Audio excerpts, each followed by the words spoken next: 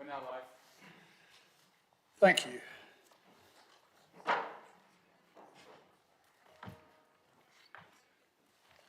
Welcome to this meeting of South Cambridgeshire District Council. My name is Councillor Peter Fane. I'm the Chair of Council. My Vice Chair, Councillor Peter Sanford, on my left here. This meeting is being live streamed and recorded. We also allow other recordings, filming and photography, so long as the meeting is not disrupted. Please ensure your phone is on silent, and you should keep your microphone switched off until you're invited to speak. For those participating remotely, when you're invited to address the meeting, please make sure your microphone and camera are switched on. And then when you finish addressing the meeting, please turn your microphone and camera off. Members attending remotely should indicate their wish to speak through a chat message in the Teams meeting.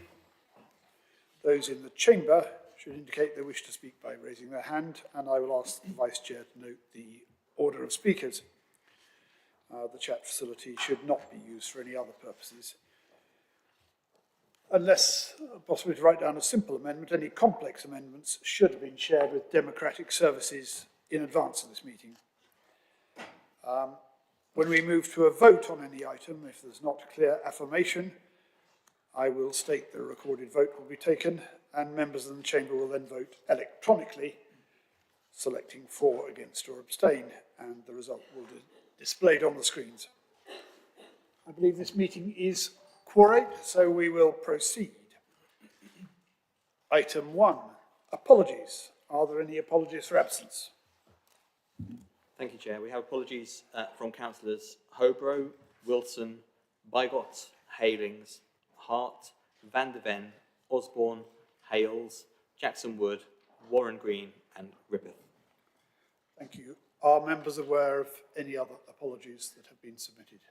No. And are there any members participating remotely? I think we have Councillor Toomey Hawkins joining online. Thank you. So we then move to declarations of interest, and members are of course required to declare the existence and nature of any interest which affects or relates to any item of business to be considered on the agenda. If such an interest becomes apparent later during the meeting, then please bring it to the attention of the officers then. So, declarations of interest. Do we have any declarations for this meeting? I see none. Councillor Heather Williams. Thank you, Chair. Just there is an item on the Greater Cambridge Partnership, and I'm a member of the Assembly.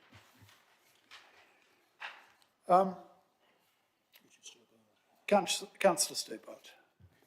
Chair, thank you. So I'd like to mention that I'm a director of South Cambridgeshire Investment Partnership and also South Cambridgeshire Projects. Thank you. Any others? I see none. So, item 3, register of interests. I would just remind members that they need to keep their register up to date and should inform the Democratic Services team of any changes. Item 4, minutes of the previous meeting. That's on pages 11 onwards. Councillor Anna Bradnam, do you have an amendment to suggest to these minutes? Yes, I have, Chair. Thank you. It's on behalf of Councillor Shabona Bhattacharya because she, at item 1, was noted as her apologies had been given, but it hasn't recorded that she's Councillor Dr. Shabona Bhattacharya. Right. Thank you. Yes. Sue Ellington, which is so bad. Councillor Sue Ellington. Thank you, Chair.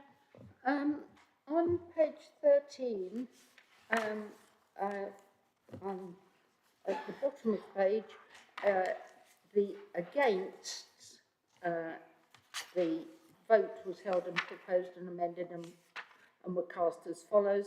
I am not included in the against column, and I know I voted against. I'm not included in the in favour either, so yeah, you have to say I was here and I did something. Noted, thank you. And Councillor Professor Stobart. Thank you, Chair. So top of page 15 in the agenda pack includes a short statement that I made in the context of the task and finish work concerning young people engagement with the council. And it says that, and I quote, the council should ask a village college to host a meeting of the Climate and Environment Advisory Committee. Now, I believe I said educational institution, but I would like to underline the fact that we did, in our discussions in the Task and Finish group, talk about an educational institution because we wanted to keep the field quite broad. So I would just ask that the record be corrected to capture that. It doesn't mean that we wouldn't ask a village college, but we just like on the record for it to be, in a sense, set in a wider context. I'm sure the record can be amended to reflect that. Any others? No. Members, so the question is, do we approve these minutes as now amended? Members, are you content to take this decision by affirmation? Agreed. Any against? No. Those, anyone wish to abstain on that? No. Incidentally, you don't have to abstain just because you weren't here at that meeting. The council has therefore agreed the approval of the minutes of the last meeting as amended as a correct record. I should say that the minutes of the extraordinary meeting on 20th of November have not yet been prepared sufficiently to put to council today, so I'm proposing to put those before the council meeting in February, if that's acceptable to members. We then move to item 5A, announcements from the chair. I have only one announcement, which follows on from an announcement I made previously, that we will be having we have set up a small working group to take forward the arrangements for the 50th anniversary celebration of the formation of this council, which will take place next spring, probably in April. Should be April the 1st. That working group will meet on 7th of November, so if any members want to speak to me about it before then. And then it will report to the Civic Affairs Committee, which meets on the 14th. I think probably it will meet on the 7th of December. That seems a better idea. And we'll report then to the meeting of the Civic Affairs Committee on the 14th of December. I have no other announcements. Item 5B, announcements from the Leader and Cabinet. Do you have any announcements, Leader? Yes, please. Thank you very much, Chair. Good afternoon, members. Just a few. So just to mention that civil parking enforcement, which was very much a cross-party bit of work to get it stimulated, but also working with GCP, who put huge effort into this, we finally got it across the line. So this is something that our residents will be delighted about, I think, fairly universally. So well done to all concerned with that, officers and members. Just want to say thank you very much to the members of the climate team, in particular, Orla, Luke, Alex and Eleanor, for arranging the Climate Action Conference this week in Cottenham. It was held there really in memory of Councillor Lovelock, who died about this time last year. And it was a roaring success. We had massive turnout of people and the speakers were inspirational. There was a fantastic bit of work on installing EV charging in a relatively small village. So lots of learning there, and I hope it's something that we repeat. So great, very, very proud of what was achieved there. And then just finally, at the Combined Authority Board yesterday, the local transport and connectivity plan was finally passed. So that means that that we can all get on with delivering the infrastructure improvements that are so badly needed. Thank you. Thank you, Leader. Personally, I'm very glad to hear of the universal welcome for the introduction of traffic wardens within the district. I'm sure it will be correct on that. Announcements from the head of paid service, 5C. None. Thank you. Questions from the public. we come to item 6, questions of the public. Just like to remind speakers under this item that any questions or statements made at council meeting need to be within the scope of our public speaking scheme. We have seen the question and that has been agreed.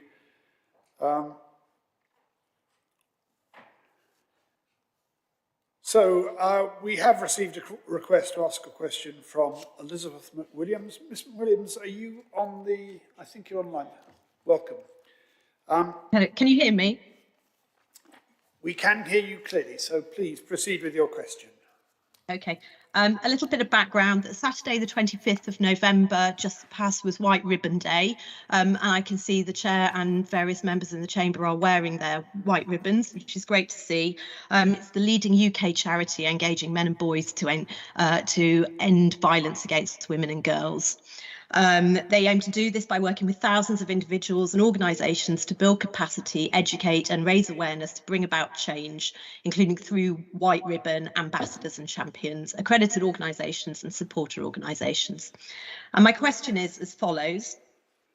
In tandem with the Council's work on domestic violence and its accreditation with the Domestic Abuse Housing Alliance, does the Council have plans to gain accreditation with the leading campaign to prevent violence against women before it starts?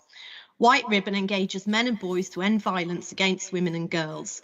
Many local authorities are accredited, including East Cambridgeshire District Council and Cambridge City Council. Does South Cambridgeshire District Council plan to join them? If so, please advise on progress. If no, please advise why not. Thank you for your question.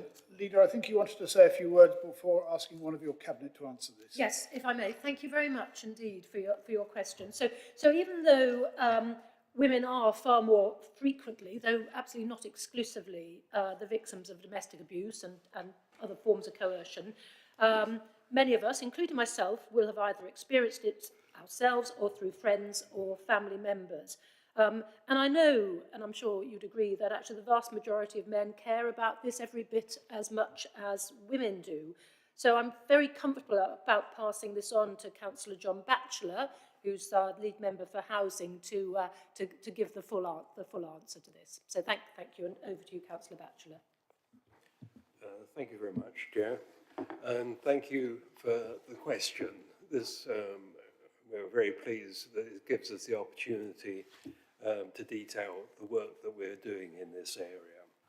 So the first thing I'd like to say is that the Council is committed to constantly improving the responses to domestic abuse in all its forms.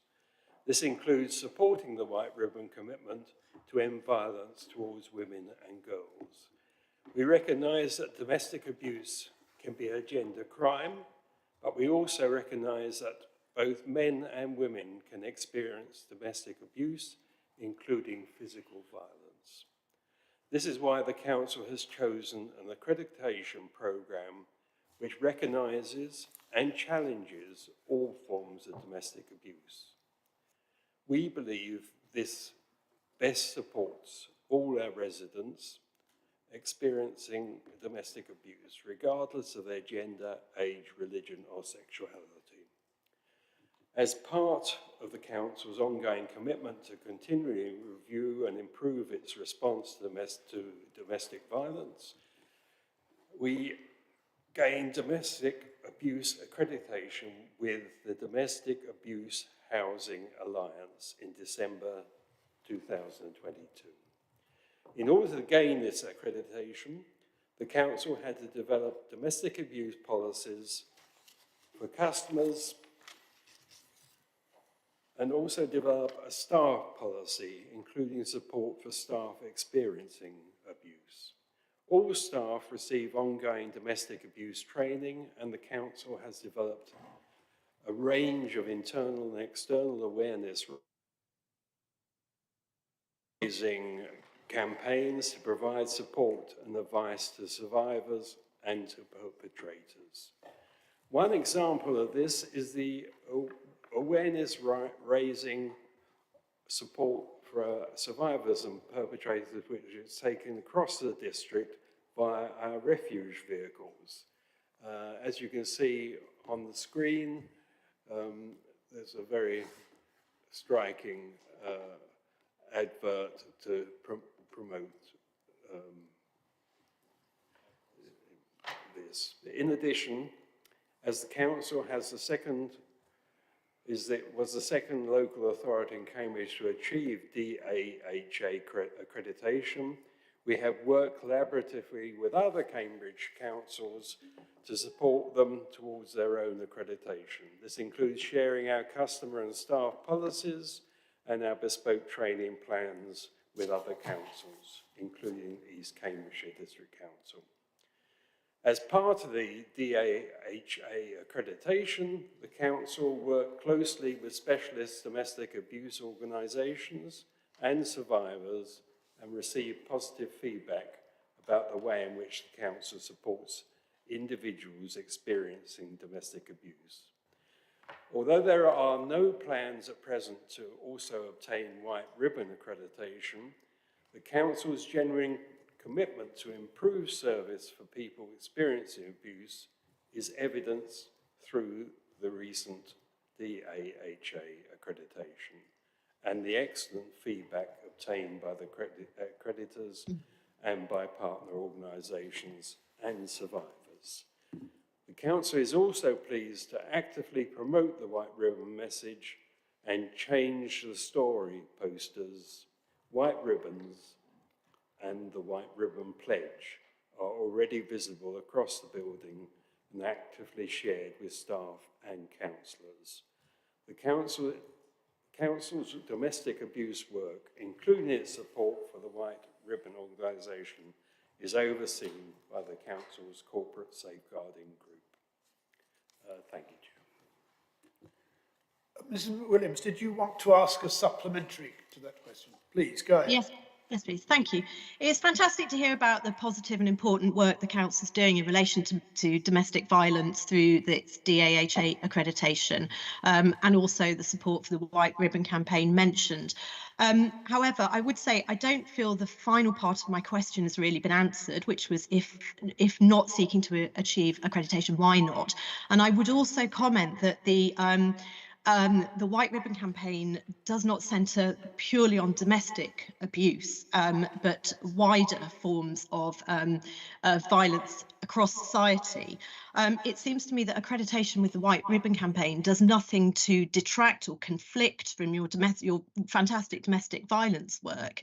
And I've already spoken with a couple of councillors who seemed to support White Ribbon accreditation. I suspect there would be widespread support for it across members. Would it not therefore be appropriate to debate that in tandem with discussion perhaps with Cambridge City or East Cambridgeshire, who might support you as you supported them? Councillor Batchelor. Yes, thank you very much for that. Our view is that the accreditation we have is a very broad one and actually does cover what the White Ribbon organisation is also promoting. There is also a practical side to this.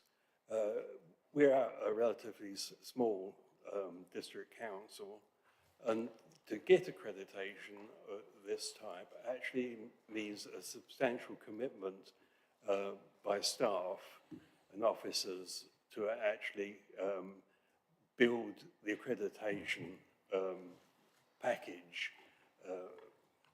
We've invested a lot of time doing that with the AHA accreditation, and for this moment we feel that is sufficient. We are fully supportive of the White Ribbon activities, but we are not pursuing accreditation in that area at this moment. Thank you. Thank you.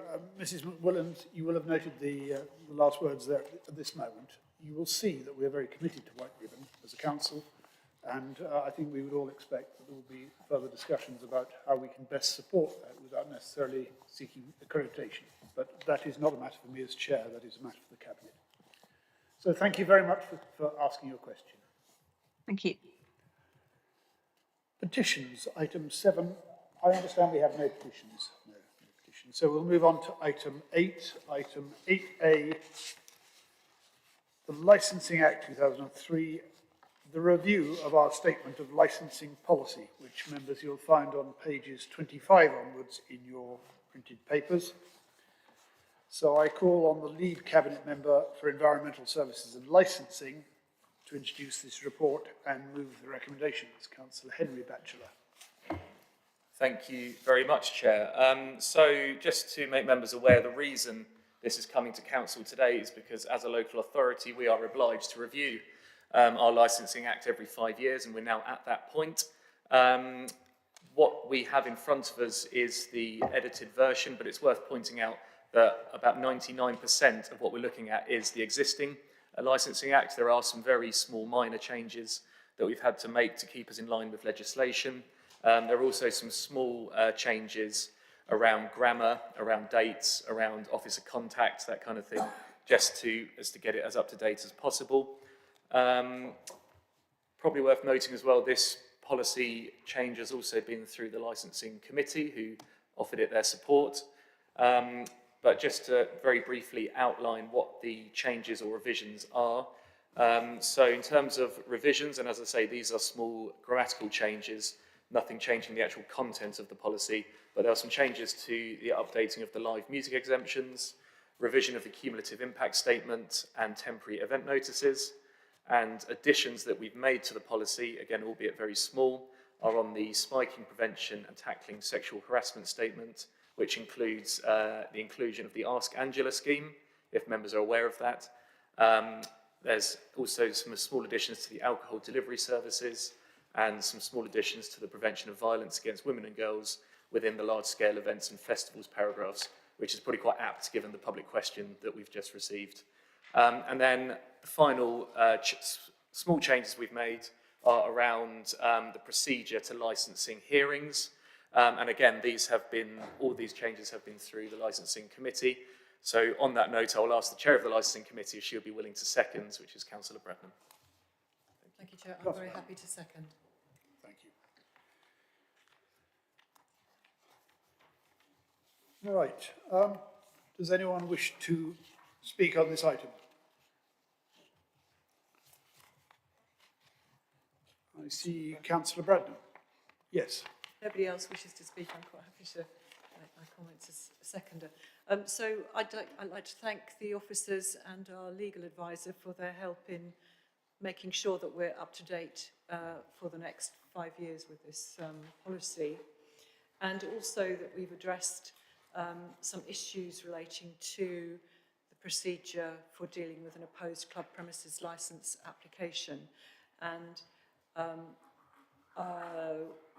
we have one of the elements that we have added back into that is a requirement that the environmental health officer should be involved in large events. But broadly speaking, we've had very good discussion with the officers and with legal and through committee, and we're happy that these reflect our wishes as a council. So thank you very much. Well, I see no other speakers on this item. Can I therefore take it that we can approve this by affirmation? Agreed. Any against? Any abstentions? That is approved by affirmation. Thank you, members.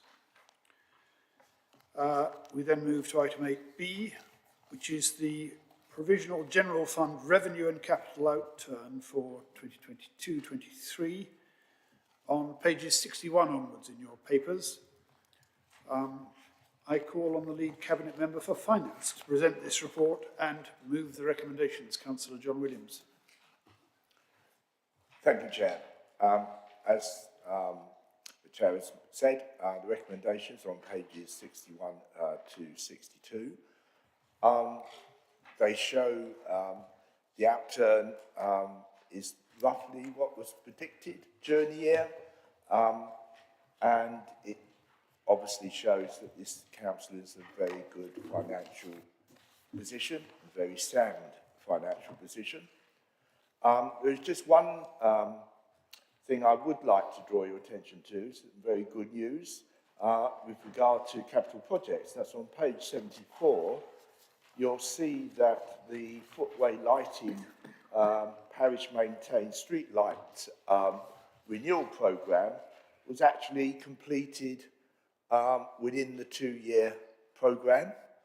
And obviously that's good news for our parish councils, because that means that those parish councils which have South Cambs lights, for which they pay the electricity for, will actually help them in the current circumstances of the increasing electricity costs and enable them to keep their electricity costs down as a result of us installing LED lights. So I'm very pleased to be able to move and recommend that Council accept the report and the recommendations. Thank you, Chair. Thank you. Do you have a seconder for your proposal? Councillor Bridget Smith. I don't need to say anything at this point. Thank you. Does anyone wish to speak on this item? Councillor Heather Williams. Thank you, Chair. And looking through this, there are things obviously we would all agree on. And I think one thing we've all always agreed on is that if anyone was designing a street light system, they would not have what we have in place. Street lights are a pain in the proverbial on a daily basis for some of us, it feels like. So that, of course, is welcome. However, to vote on something, we would have to be happy with it in its entirety. And there's a couple of issues that I think require raising. One of which is, I appreciate we're given the combined figure, but if we draw our attention to page 63 on the top table, the variance on the operational costs, I do think is concerning. I appreciate that there has been an explanation given as to why, but actually going that far out of our budgeted remit is worrying, particularly given that we know, and we'll see later on, that savings are required. I'd also draw attention to recommendation 8C, and then if we turn the page to page 65, paragraph 14, second underlined down, one of the things that we're being asked to do here is to roll over the amounts that haven't been paid into the next year, a total of 316,000. One of those things is to continue internal works within the building. Now, at the moment, Chair, I do not feel that that's an appropriate use of our funds at present. We should be focusing money on spending things to residents and not on our own building. So for those reasons, I will not be supporting this item. Thank you, Chair. Councillor John Williams, did you want to speak on that? Yes, thank you, Chair. On the first point, as has been pointed out, the report explains why we have that overspend in the head of finance department, and it is it is due to the fact that we've paid off our contribution to the A14 upgrade earlier than expected, and as a result, yes, we did incur an increase. But it has meant that we are paying less than 2.3 million towards that cost. So we've in fact saved ourselves by paying earlier. We have saved ourselves 2.3 million. So it's a bit to suggest that that overspend is as a cause of maybe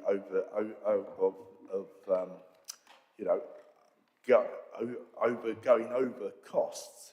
It's not quite true. And the reason why we have an overspend there is because we have actually paid off something which enables us to make a saving of 2.3 million. So I think that should be borne in mind. And the other point about money spent on this building, of course, we are improving the energy efficiency of this building. We've also provided electric charging points for electric vehicles to enable our staff and visitors who have electric vehicles to avail themselves of charging those vehicles, but also to encourage the use of electric vehicles. So that So that work has actually contributed towards us, towards our target of reducing our carbon emissions in this council. So again, you know, to suggest that we're doing it just for ourselves, it's not true. We are doing it for our community and doing our bit to help fight climate change. Thank you.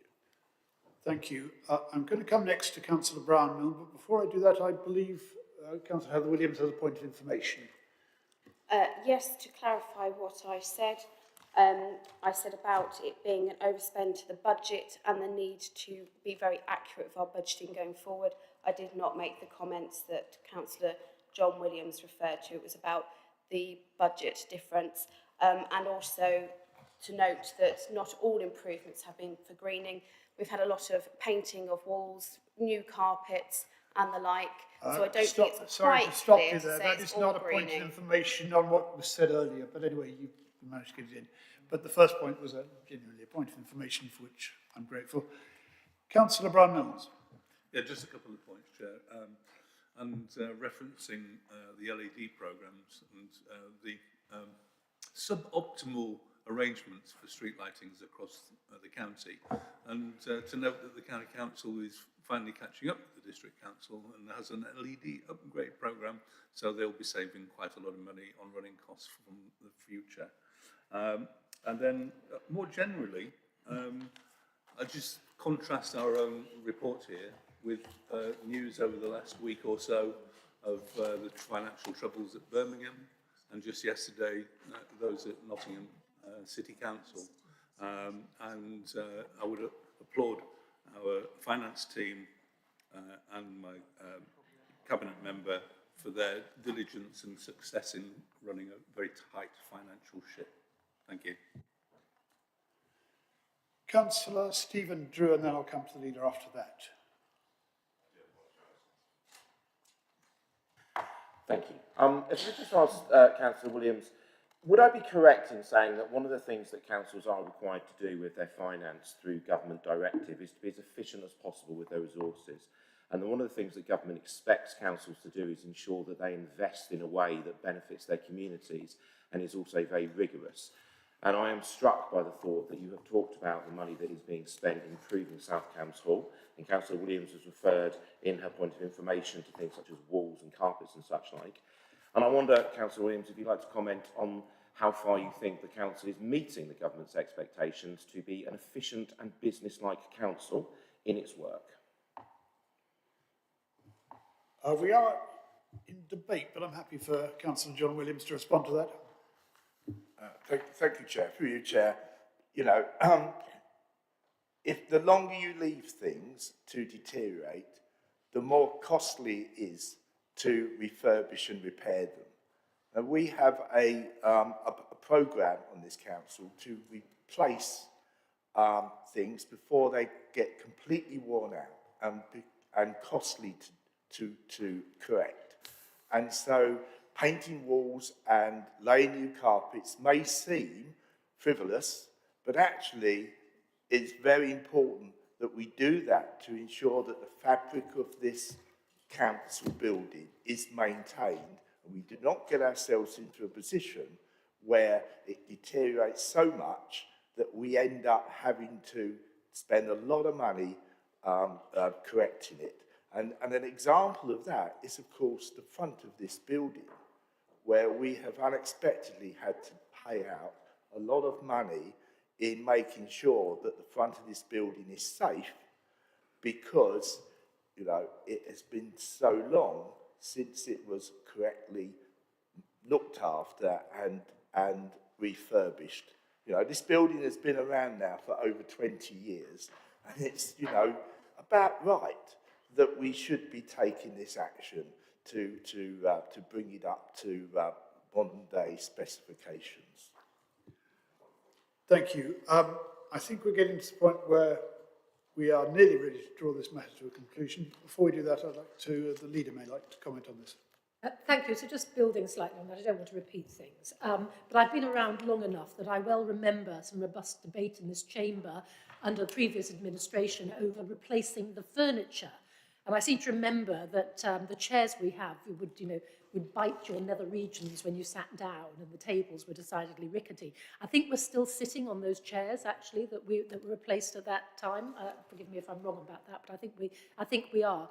The difference there was that the council was in somewhat of a parlous financial state at that time, which was why there was justification of a debate, and had been eking into its reserves. It was balancing the books through the reserves, and the 5-year plan for balancing the books was to eke away to reserves until there was virtually nothing left. So Councillor Williams has made it perfectly clear that we are in the fortunate position, thanks to very, very adept fiscal management, to invest in order to save. And this building is a very valuable capital asset. And if we don't invest in it and keep it up to spec, then it will deteriorate. And the cost, when we're forced to do something, will exceed the cost of routine maintenance. So, and having just one other point, I sat in Peterborough City Council chamber yesterday for 6 hours, nearly dying of cold, actually, because they need to invest in their heating system, to say the least. Thank you. Thank you. I think I see no other speakers. We have this proposed by Councillor John Williams, seconded by Councillor Bridget Smith. Can we take this item by affirmation? No, I think not. So I'm going to proceed directly to a vote. Members will know how the system works. I'm happy to remind any members of that if they need it, but we've just set up the vote. And as you know, you press the blue button first. Councillor Bradnam, did you need to say something before the vote? Not before the vote, but can I mention something afterwards? Thank you. Right, we've now moved to the vote on item 8B. So if you're in favour of the motion as proposed, you press the green. If you're opposed, you press the red and yellow to abstain. Having pressed the blue button first, of course.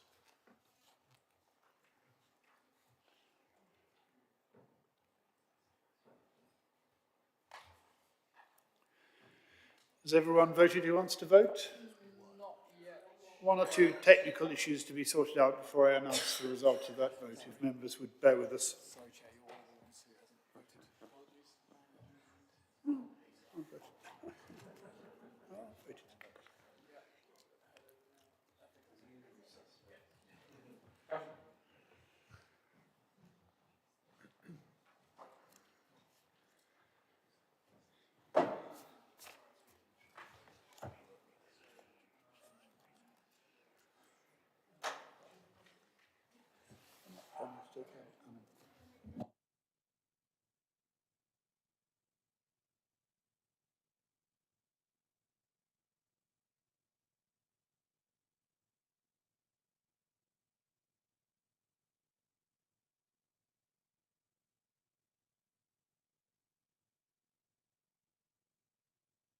Can we record an additional vote verbally?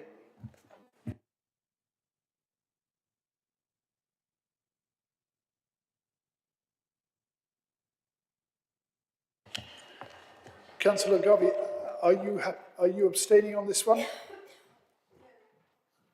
Right, in that case, I think we need to take that vote again, I'm afraid. So we'll wipe out the figures on the screen, and in a moment we will start the vote again. Just some technical problems, forgive us. We will try to get it right this time.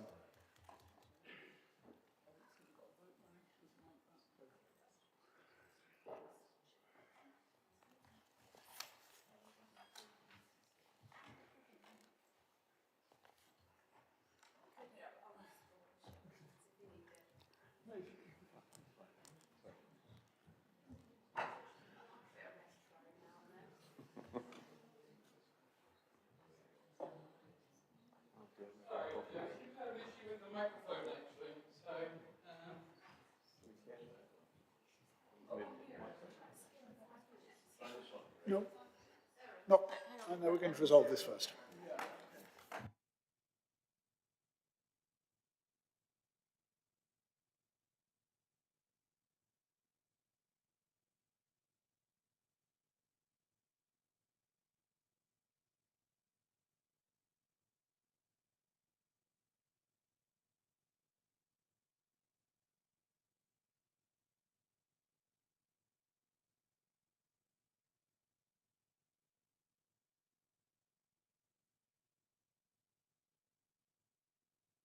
I usually call a break after about an hour. Just occasionally we like to have a break during the meeting without moving from our seats, and this is going to be one of those breaks for a few more minutes.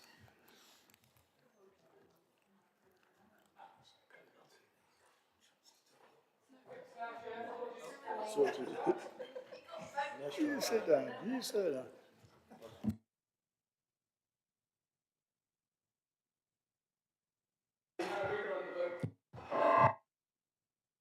As Erin says, we will now rerun the vote from scratch. Same rules as before, please.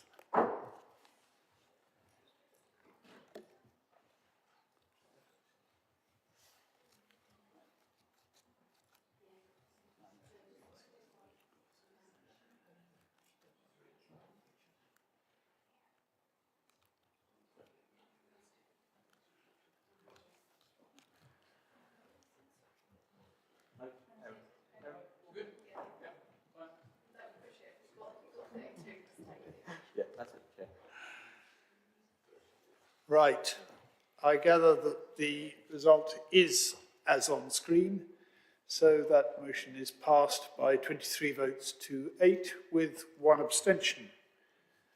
I then propose to move on to item 8C, having concluded 8B. Do you have a point of information or a point of order? Or? Thank you, Chair. It's just a point that I believe... Sorry, what is it? What sort of a point is it? It's a point of information, I think. Point of information. Thank you. It's not quite the information. It's just that I believe Councillor Sunita Hansraj, who had hoped to attend, has given her apologies because she is unable to now attend. Thank you for If that that could be recorded information. in the minutes. Thank you. Right. We now move on to item 8C. Once we've just... has that vote been taken down? Yeah. As from the screens, good, it's still on mine. But, right, item 8C, the provisional...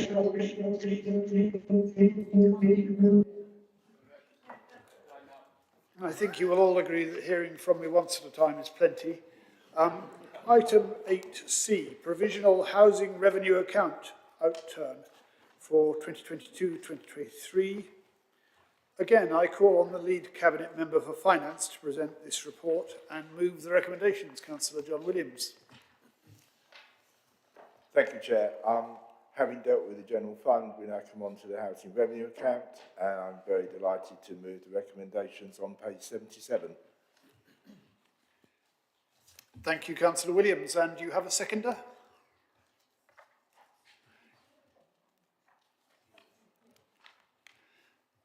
Councillor Bridget Smith seconded the motion. Does anyone want to speak on this recommendation? I think... Councillor Heather Williams.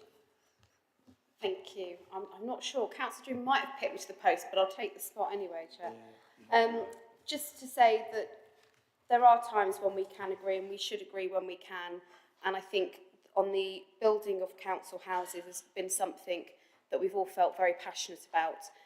We know it was a difficult decision to actually keep our council housing stock at the time, and it's something that I think regardless of party we have a close attachment to. So we will support this as it does enable the carry forward to continue those projects in building council housing.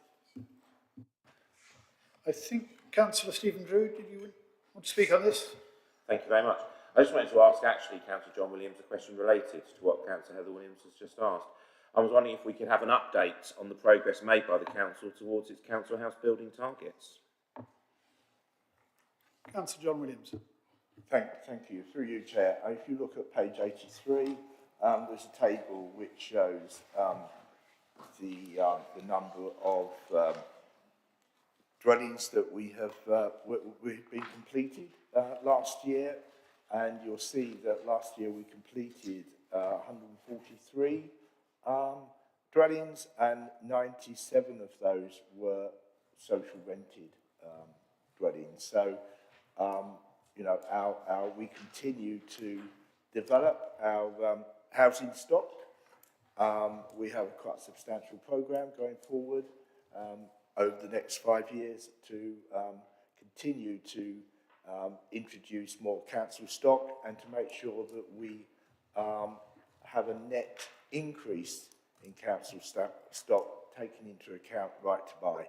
So I'm very delighted that our housing officers and particularly those involved with new build are continuing to identify sites to build. It's very difficult for us to do that because, of course, we do not have a lot of land. Unfortunately, in South Cambs, we don't own much land, and so we have to be pretty canny in order to build council housing, but we are being very successful in doing that, and I thank the officers for their ingenuity in this. Thank you. Councillor Brown, I think you wanted to comment. Thank you, Chair. I just want to add a local member perspective on this. So in Sawston, we've got two significant developments either side of Abraham Road.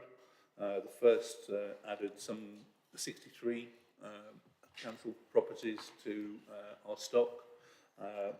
The second development on the south is going to add another 47, and that is in addition to the 25 almshouses by John Huntington Charity.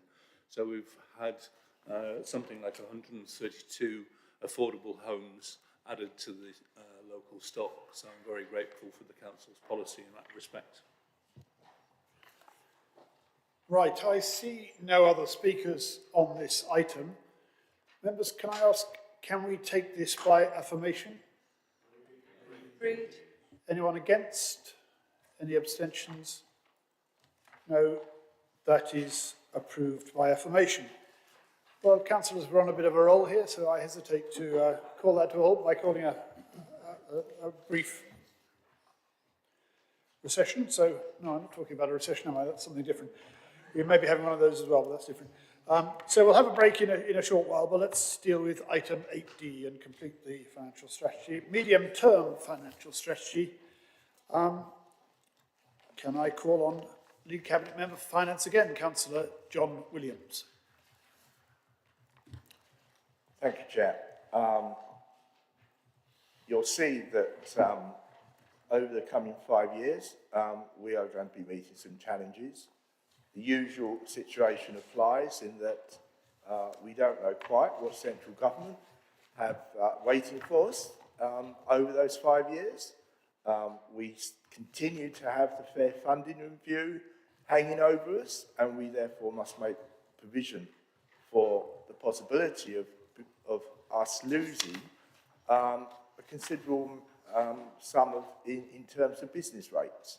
We've been very good, actually. If you looked at the previous report on the general fund last year, you'll see that we have a pooling arrangement with other councils, and we actually did very well out of that pooling arrangement. But even with that in place, and with the expectation that that will continue, we are expecting, probably in 2 years' time, regardless of whoever is controlling national government, we are expecting there will be a review of local government finance, and we have to make provision for the fact that it's likely that rural areas like ours, or areas like ours where we have high growth, will see some of our income taken away and given to other areas in the country that are less fortunate than ours. I think it's called levelling up. So having made that allowance, you'll see that come at the end of the 5-year period, we are probably at the moment looking at a deficit of around £5 million. Now that's an improvement over what we were forecasting at the beginning of this financial year when we were looking at something over 6 million. So we've pulled back a little bit because we've seen an increase in income from our commercial properties, and we are certainly meeting that target of having a quarter of our income from commercial investments. So that quarter of our income from commercial investments is going to help us. But nevertheless, you will see from the table on page 88 89, that we will, we will see our income, and we assume we will see our income through retained business rates, which include, business rates and other non-domestic rates, fall by, getting on for a half. And we must make that calculation in order to be prepared. So while I'm very pleased that, as you can see, once again, the 5-year medium-term financial strategy shows that we're in a very good financial and sound financial position, nevertheless, we are looking at a deficit in 5 years' time, and therefore we must continue to make sure that we find those savings.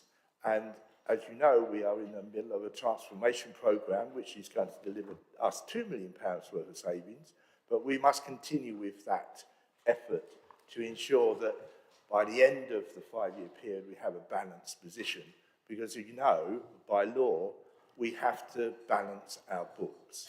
And so therefore, we're in a much better position than a lot of other councils, as Councillor Milnes has already pointed out, but nevertheless, we must continue to watch every penny. Thank you. Do you have a seconder for your proposal, Councillor Bridget Smith? Did you want to speak now or later? Right. First hand up, Councillor Heather Williams, I think. Thank you, Chair. So, I think on this one, it might not surprise, I don't think we will find agreement between the ruling group and ourselves on this one. When we look at page 89, as has been referred to by the lead member, paragraph 27, we can see about the savings income and the budget pressures. And just by the asterisk, it says further service pressures will exaggerate the funding gap.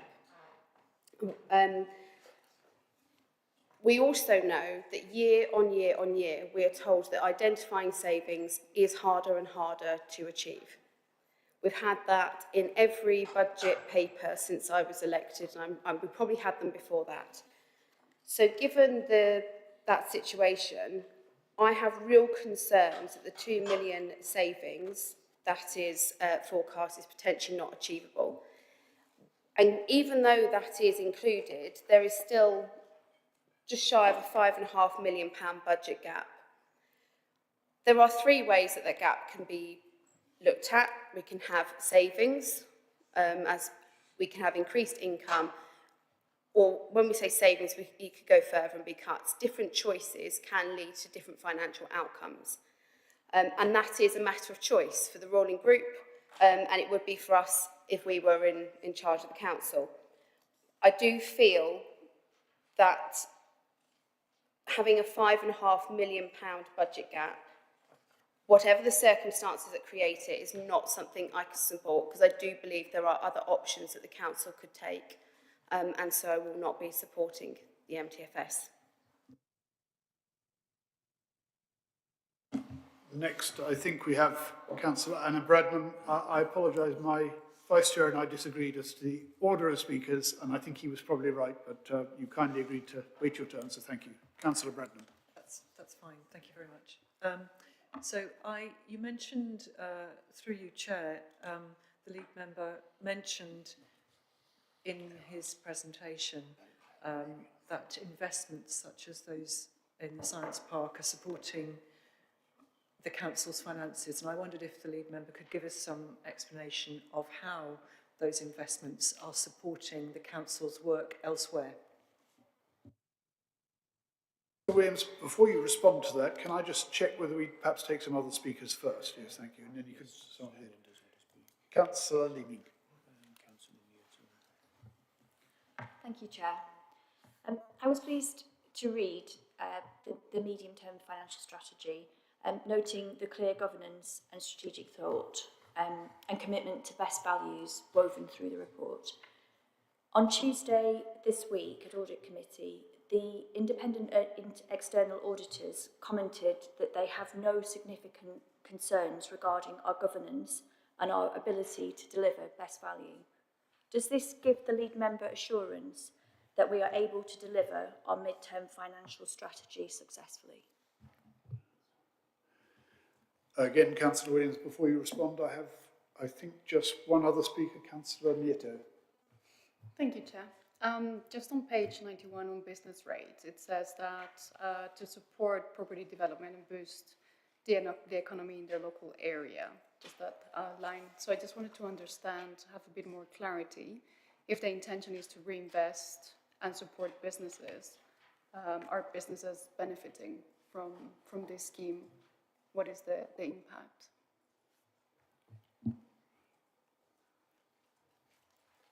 Councillor John Williams, did you want to answer some of those questions and respond to those points? Thank you, Chair. Through you, first of all, I'll take them in the order that they were asked. On the commercial investment situation, back in 2018, when we took control of the council, this council basically had only one commercial investment, which was Urban Street, and all its spare cash was invested in Urban Street or in banks that were on interest rates that were below inflation. So apart from Urban Street, there was no investment being done, and in fact taxpayers' money was falling in value because the interest we were getting on our investments in banks and other commercial institutions wasn't keeping up with inflation. Now, having all your eggs in one basket is a very risky situation. And one of the things we first started to do was how to look at how we spread that risk. And we realised that even back then, it's 5 years ago, that the science industry in the Greater Cambridge area was on the up. And it was pretty obvious that that's where the future lay. And the first thing we did was invest in a property in the Cambridge Science Park, which incidentally is in South Cambs. It is not in the city, and some people assume that it's in the city, but it is actually in our district. And as a result of taking that action, and as a result of buying 2 further properties in Cambridge Science Park, and repurpose Ermine Street so that Ermine Street now delivers part of our housing policy and is part of our housing strategy, we have increased our income from commercial activities from just over £1 million back in 2018 to nearly £7 million this financial year. And we made a policy commitment a few years back now that at least 25% of our income would come from commercial investments, and we are more than achieving that. Our total for the coming year, we need around 23 million income, and 7 million of that is going to come from our commercial investments. So commercial investments have become very important in providing the services for our residents, but equally, it's meant that we have spread the risk. And that's something that has been identified by our peer review and also by Ernst & Young, our external auditors. And that is one of the reasons why we are one of the most sound financial councils in the country. Now, if I go on to, that follows nicely on to the question that Councillor Leaming put to me was, and unfortunately I do apologise, I wasn't able to be at Audit and Governance. I was at the environmental conference.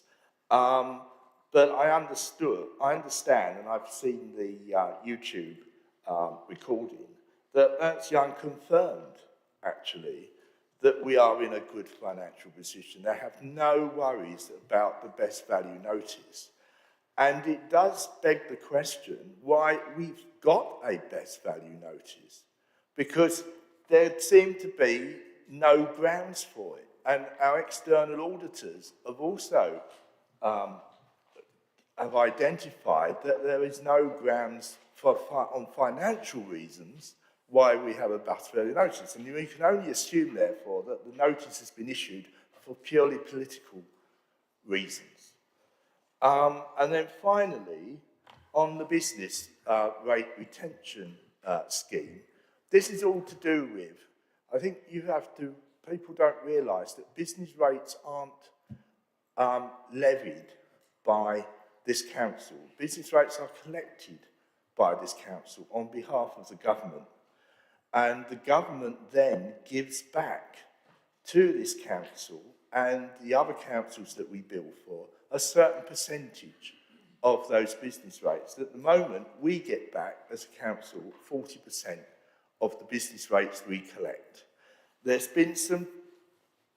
For a long time now, there has been a proposal that we should get back 100% of those rates, but it's never come to anything. And it's very unlikely now, where we are with the current government and the likelihood of a general election next year, that will ever happen. So at the moment, the business rate retention scheme enables us to retain 40% of those rates that we collect. The county collects 9% and the fire authority keeps 1%. So the other 50% is retained by the government. And not many businesses realise that their business rates don't come here. Half of it goes to the government. And it's the government that sets that business rate, and it's the government that values their businesses on which they charge that business rate. We are merely people who collect it. So I hope that explains the situation regarding business rates. Thank you, Councillor Williams. Before I come to the leader who seconded that and may wish to speak to it, I'm only calling each speaker once on this, if that's all right. I was going to come to Councillor Dunlantel. Let me just say, Councillor Williams... If it may help, Chair, I mean, if the council would like to let me have in writing her question, then I will ask the Head of Finance to respond to her. If that's okay. Councillor Nito, I think I actually have, forgive me, Councillor Lentel, I know you're next, but I think I actually have discretion to call you again, so perhaps you'd like to respond to that. Thank you, Chair. No, it's just that it didn't answer my question. It was basically, we retain 40%, and I just want to understand what is it that we do with that 40%, because on the paragraph 36, it says that we use that money to support property development and boost the economy in the local area. So I just want to understand if it's ring fence, if it goes back to businesses, if we reinvest, what do we do with that money? Okay, Councillor Williams, before you, I'm going to say that I think you had an answer to the question earlier, but I suggest that we take up Councillor John Williams' earlier suggestion that you get a further written response to the sort of detail you've asked for, rather than seeking to go into it now. Is that all right, Councillor Williams? If you want, otherwise I will be happy to respond now if you want me to. I'm sorry, I didn't understand the question in the first place, sir. Well, that confirms that it would be best, if you don't mind, if we secure you a written answer to your further question and make sure that you have all the information you need on that. Councillor Dan Lentel. Thank you, Chair. Just to comment on the comment that Councillor John Williams made about the special value note, the best value notice and the special measures we're in. Sorry, don't say special measures. I draw his attention to pages 20 plus of the best value standards and intervention, a statutory guide for best value authorities, where the indicators of potential failure are listed. I found about 23, 27 that apply to this council. And while I don't think any of them refer to us in terms of our underlying finances, the flagship policy of this council is, well, it's not brilliant, is it? Thank you. Before I ask anyone to respond to that, I had meant to point out earlier in response to Councillor John Williams, we are not discussing the best value notice today. For anyone who missed it, that was 10 days ago. We are discussing the proposal put forward by Councillor John Williams earlier. So I'm not proposing to allow a response to that. If anyone wants to make a written response, that is fine, but that is not subject to today's motion.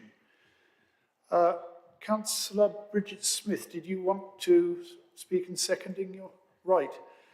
So the motion at item 8D on the medium-term financial strategy has been put and seconded. We've now had the debate. So I don't think I'm even going to ask if we can take this by affirmation. I think we will therefore just move direct to a vote on this.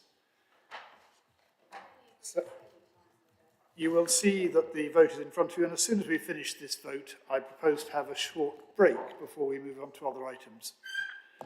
So members, if you would remember to press the blue button first, and then of course the green button if you wish to support this motion, and the red if you wish to oppose it.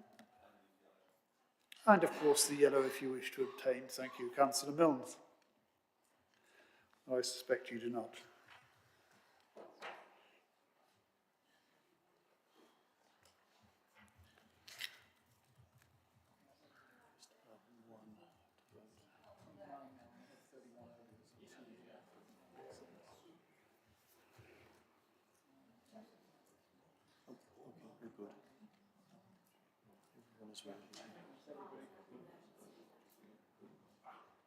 I think that's everybody, Chair. Thank you. So I think all have voted who want to vote, and the result is as on the screen. That motion is passed, 23 in favour, 6 against, with 1 abstention. I think, members, this would be a good moment to take a short break. Can we be back here again for 3:15, please?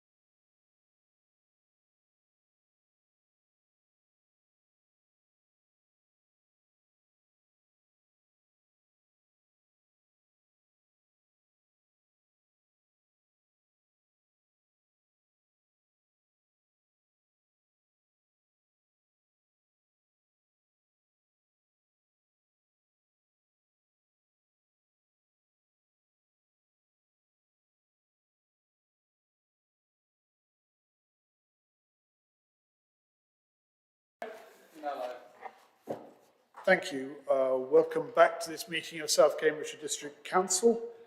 We're now on item 9, I think. Yes, here we are. So this is a matter of the appointment of the Independent Remuneration Panel member. The papers on this are at pages 115 on, and I call again on the lead Cabinet Member for Finance to present this report and move the recommendations. Councillor John Williams. Thank you, Chair. As you know, we had one of our independent members of the remuneration panel resign, and we had to look for an alternative, and I'm very pleased to say that we have found an excellent candidate in Nikki Blanning.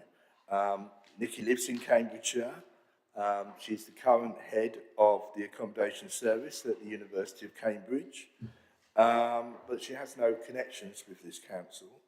Over the last 5 years, she's been a member of the Independent Remuneration Panel for the following authorities: Cambridgeshire Fire Authority, the Cambridgeshire and Peterborough Combined Authority, Fendon District Council and Huntingdon District Council.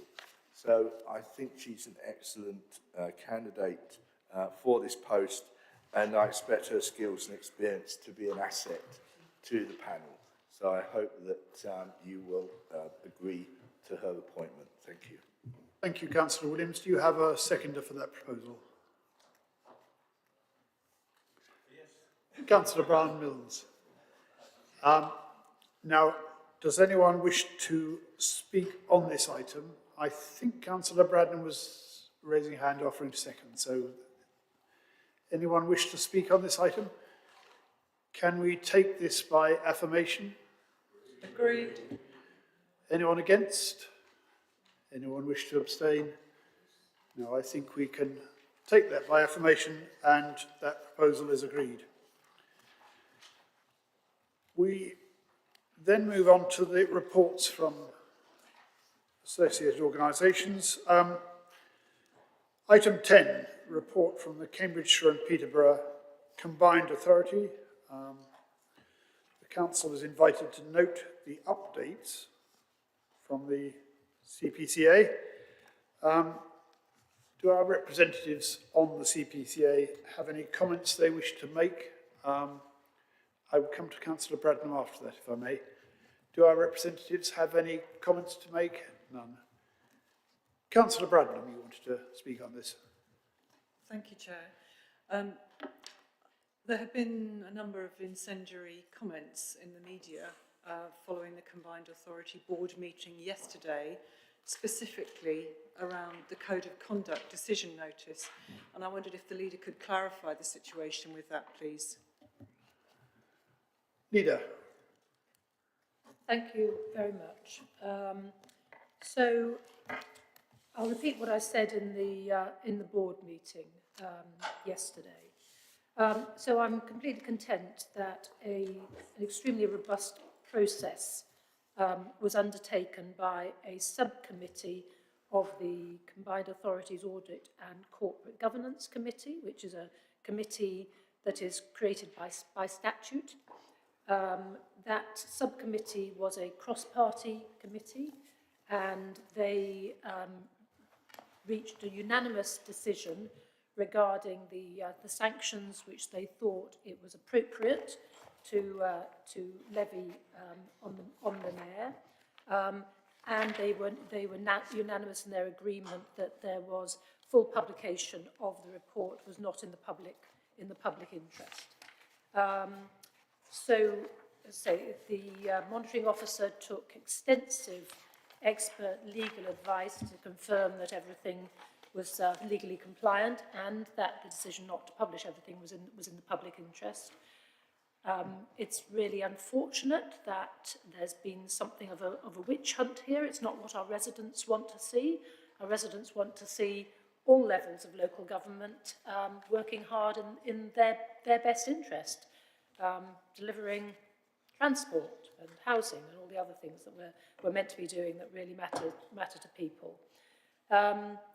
What I just, if people who aren't cited on what the findings of the committee were, they were absolutely clear that there was never any accusation of any physical or sexual impropriety at all.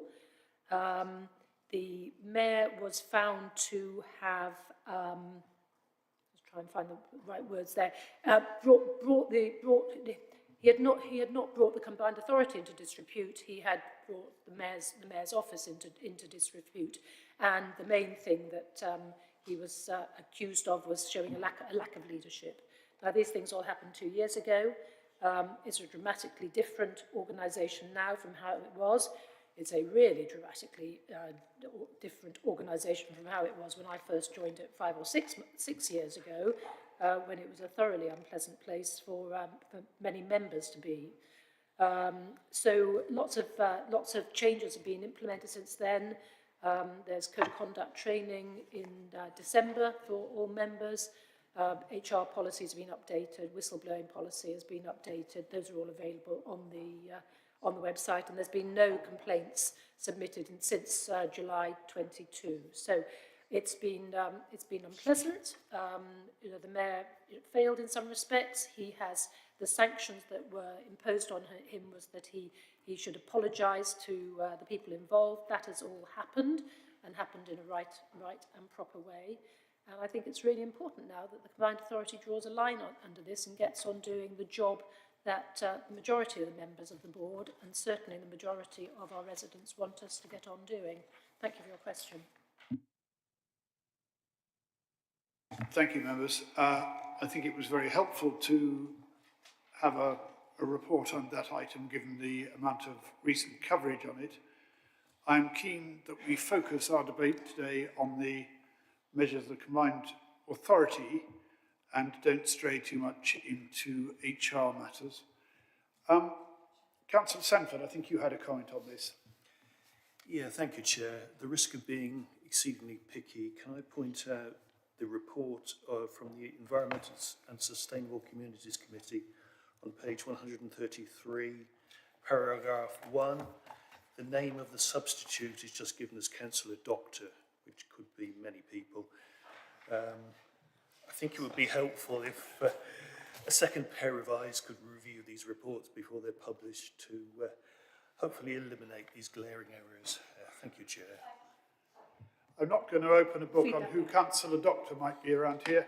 Councillor Bridget Smith. Thank you. We'll feed that back to the Combined Authority. We'll clarify that later. Councillor Lentel. Councillor Dan Lentel. Thank you, Chair. I am disappointed that the representatives of this council are treating this safeguarding incident at the Combined Authority as a minor issue. I think people have a right to feel safe in the workplace. I think officers have a right to feel safe in the workplace. And when they're being issued with personal attack alarms and junior members of staff are being told... Excuse me, I'm sorry, that's hearsay. That is hearsay. Sorry, point of information, if that may be, that will come at the end of the speech, please. Councillor Dan Lintel. Well, it may well be hearsay. Here it is said. You know, it has been published in the newspapers. It is a matter of public record, and this would be an appropriate... This is why a report that has cost the residents of Cambridgeshire £1 million cannot simply be swept under the rug. But I do have a particular question, which is, obviously, this council has officers and staff who may have to interact with other organisations in our landscape. When a safeguarding breach occurs, as it has clearly occurred, what responsibilities does this council have to ensure that people who work for this council are kept safe? What responsibility does this council have to inform staff when there are potential safeguarding issues? What training is available to those of us who are members of the council to know that we are, so that we understand our role in safeguarding? Again, this is about, I think it's hugely disappointing to say that an environment in which staff were made to feel physically unsafe to the point where they had to have home security increased is a minor issue. It is not. Thank you. Councillor Lentel. Leader, do you want to respond to that and perhaps deal with your point of information at the same time? Thank you. So I'm really disappointed in you, Councillor Lentle. You know, you are repeating hearsay in the newspapers. Sorry, I'm not repeating anything. I beg your pardon. I beg your through you, Chair. Oh, Sorry, thank you. I am disappointed. My apologies. I am disappointed, Councillor Lentle, in that he is perpetuating hearsay in the newspapers, and quite what he wishes to achieve, I do not know. Point of information, Chair. This is No. not. Point of information, unless the leader wishes to give way, will come at the end of the Thank you. Thank you. So if through you, Chair, Councillor Lentle would like to watch the recording of the meeting yesterday, where the issue of the Code of Conduct complaint was debated for 2 whole hours, you will see that this was treated as far from a minor issue. It was treated as a very, very significant issue.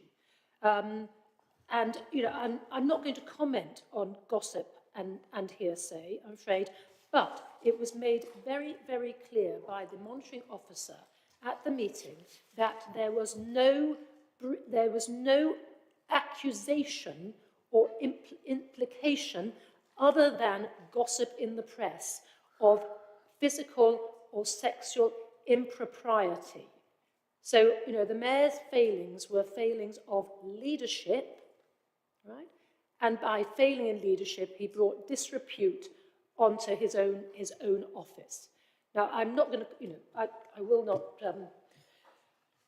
not give any credence by repeating some of the things that Councillor Lentle has chosen to say, but I think it's disappointing, and I think what I say about the residents of South Cambridge are certainly wanting the combined authority to get on and do the job, particularly in relation to buses, is probably perfectly correct.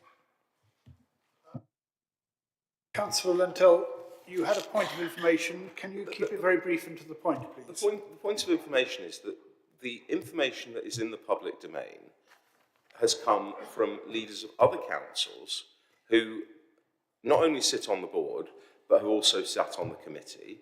They have said that the mayor should resign. Why? Not because he's accused of, not, as far as we know, he has not done anything personally, but he has allowed a situation where staff were made to feel unsafe. That's what's happened. It's a major breakdown. And if that had happened here, I think we'd be taking it a lot more seriously. And my questions are, and I would like them to be properly answered, what are the responsibilities that this council has where employees of this council may be put in a room with somebody who is, you know, making them feel unsafe? Councillor Lentle, we are on a point of information at the moment, and you need to be, show that you're aware that South Cambs District Council has incorrect information. Do you have any evidence that South Cambs District Council has incorrect information as presented by the leader on this point? I'm happy to read an email from another board member that I've seen, which gives a very different perspective on this. But it's your position we need to hear here. My position is people have a right to feel safe at work. People have a right not to be bullied out of councils, as Philippa Hart was. You know, and this is not a minor thing, and it shouldn't be treated as such. Thank you. Right. I'm not sure that was a point of information, but I will ask the leader if she wants to respond any further or chooses not to do so before we move on to other speakers. So rather than relying on the media for factual information, through you, Chair, I would recommend that Councillor Lentle and anybody else looks at the reports that were within the combined authority papers for the facts, rather than relying on the press, which might well have been fed information by individuals with, who are politically motivated rather than motivated by the need to perpetuate the truth. On his other questions about safeguarding, they bear absolutely no relation to the item on our agenda. I'm sure that officers can supply him with the details of this council's responsibilities on safeguarding, but as I see it, it doesn't relate to the agenda item. Yes, the leader is quite right to remind me I should bring this back to the agenda item, and I'm sure Councillor Paul Bearpark, who I have next on my list, intends to do that. I will, Chair. The leader mentioned the local transport and connectivity plan at the beginning of the meeting. I'd like to ask the leader if she welcomes the approval of the local transport and connectivity plan. Leader. Thank you. I think everybody in Cambridgeshire and Peterborough welcomes that we finally got this over the line. It was, it should have been got over the line in September, but the then leader of Peterborough Council decided to vote against it. And you might be aware that either as the two transport bodies, the Cambridge County Council or Peterborough Unitary Council, have veto over it. So it was deeply disappointing and a complete surprise to everybody in the room when he decided to vote against it. However, he is now a thing of the past as far as the combined authority is concerned, other than the fact I think he's still on scrutiny and overview. Unfortunately, his successor was absolutely delighted to welcome through the plan finally, which also meant that there was going to be significant investment in an outline business case for a new bus depot within Peterborough, which would allow for an increase in electric buses in Peterborough, which is good news for Peterborough. But actually, this is very good news for all of us, and it means we can pursue the work on buses and try and reverse the decline in buses that we are seeing here, as is everywhere else in the country. Thank you. Thank you for your question. Councillor Heather Williams. Thank you, Chair, and through yourself to the leader. I've heard what's been said in relation to the other questions to the Mayor's conduct, and ultimately, myself, members of my group, we're not on anything at the combined authority, so we need this time to obviously ask questions, things that have gone on. The leader has expressed what he said about the Mayor, but I am a little confused as to whether it's the Mayor or the Mayor's office. And I say that because we've had it referred to Mayor, but not the office. There are other individuals that, if we are to believe what has been said, were involved in some incidents. So I'd like to know whether the board meeting reflected on those other individuals. The other thing that would be good to know, as it is taxpayers' money, how much, and if the leader could give us a breakdown, how much has been spent on the investigation and on any security equipment or the like that's been provided to people in relation to that, and any other on-costs that have been associated with this. I think as it's taxpayers' money and we are a member of that authority, we should see that information. And I think my last question, Chair, will be, does the leader agree that people, if they do feel unsafe, and it is subjective to the individual, that they should be able to speak out and other people should be able to defend them, whether in public, whether in the press, or whether in the chambers? Leader, I don't know whether you're able to, in relation to the cost, to separate out those items. That mean maybe something you need to... No? Good, I'm glad to hear that. Perhaps you'd like to respond to those questions then. So I can certainly respond. So the investigation by the subcommittee of the Audit and Corporate Governance Committee at the Combined Authority was solely to do with the Mayor. There was no... Yes, it was solely to do with the Mayor. So all I know about, right, all I am privy to is stuff to do with the Mayor. Whether there was anyone else involved, I cannot comment. I cannot comment. I can't say anything more about that.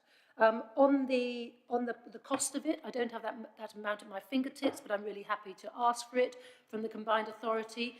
I'll also add to that, because I have been asked elsewhere about what the cost has been during both this Mayor's and the previous Mayor's incumbency in payoffs to staff who have left the organisation. So I'm happy to find that information as well. I think it might be quite an interesting comparison. And do I agree with you? If people feel unsafe at work, they must have every opportunity to speak out and to be supported by other people? Yes, of course. Thank you. Councillor Dr. Richard Williams. Thank you very much, Chair. It's a question for the leader. The meeting she was at yesterday, as we've already heard, approved the local transport and connectivity plan. The leader is quoted in the press this morning as having said that road charging is coming.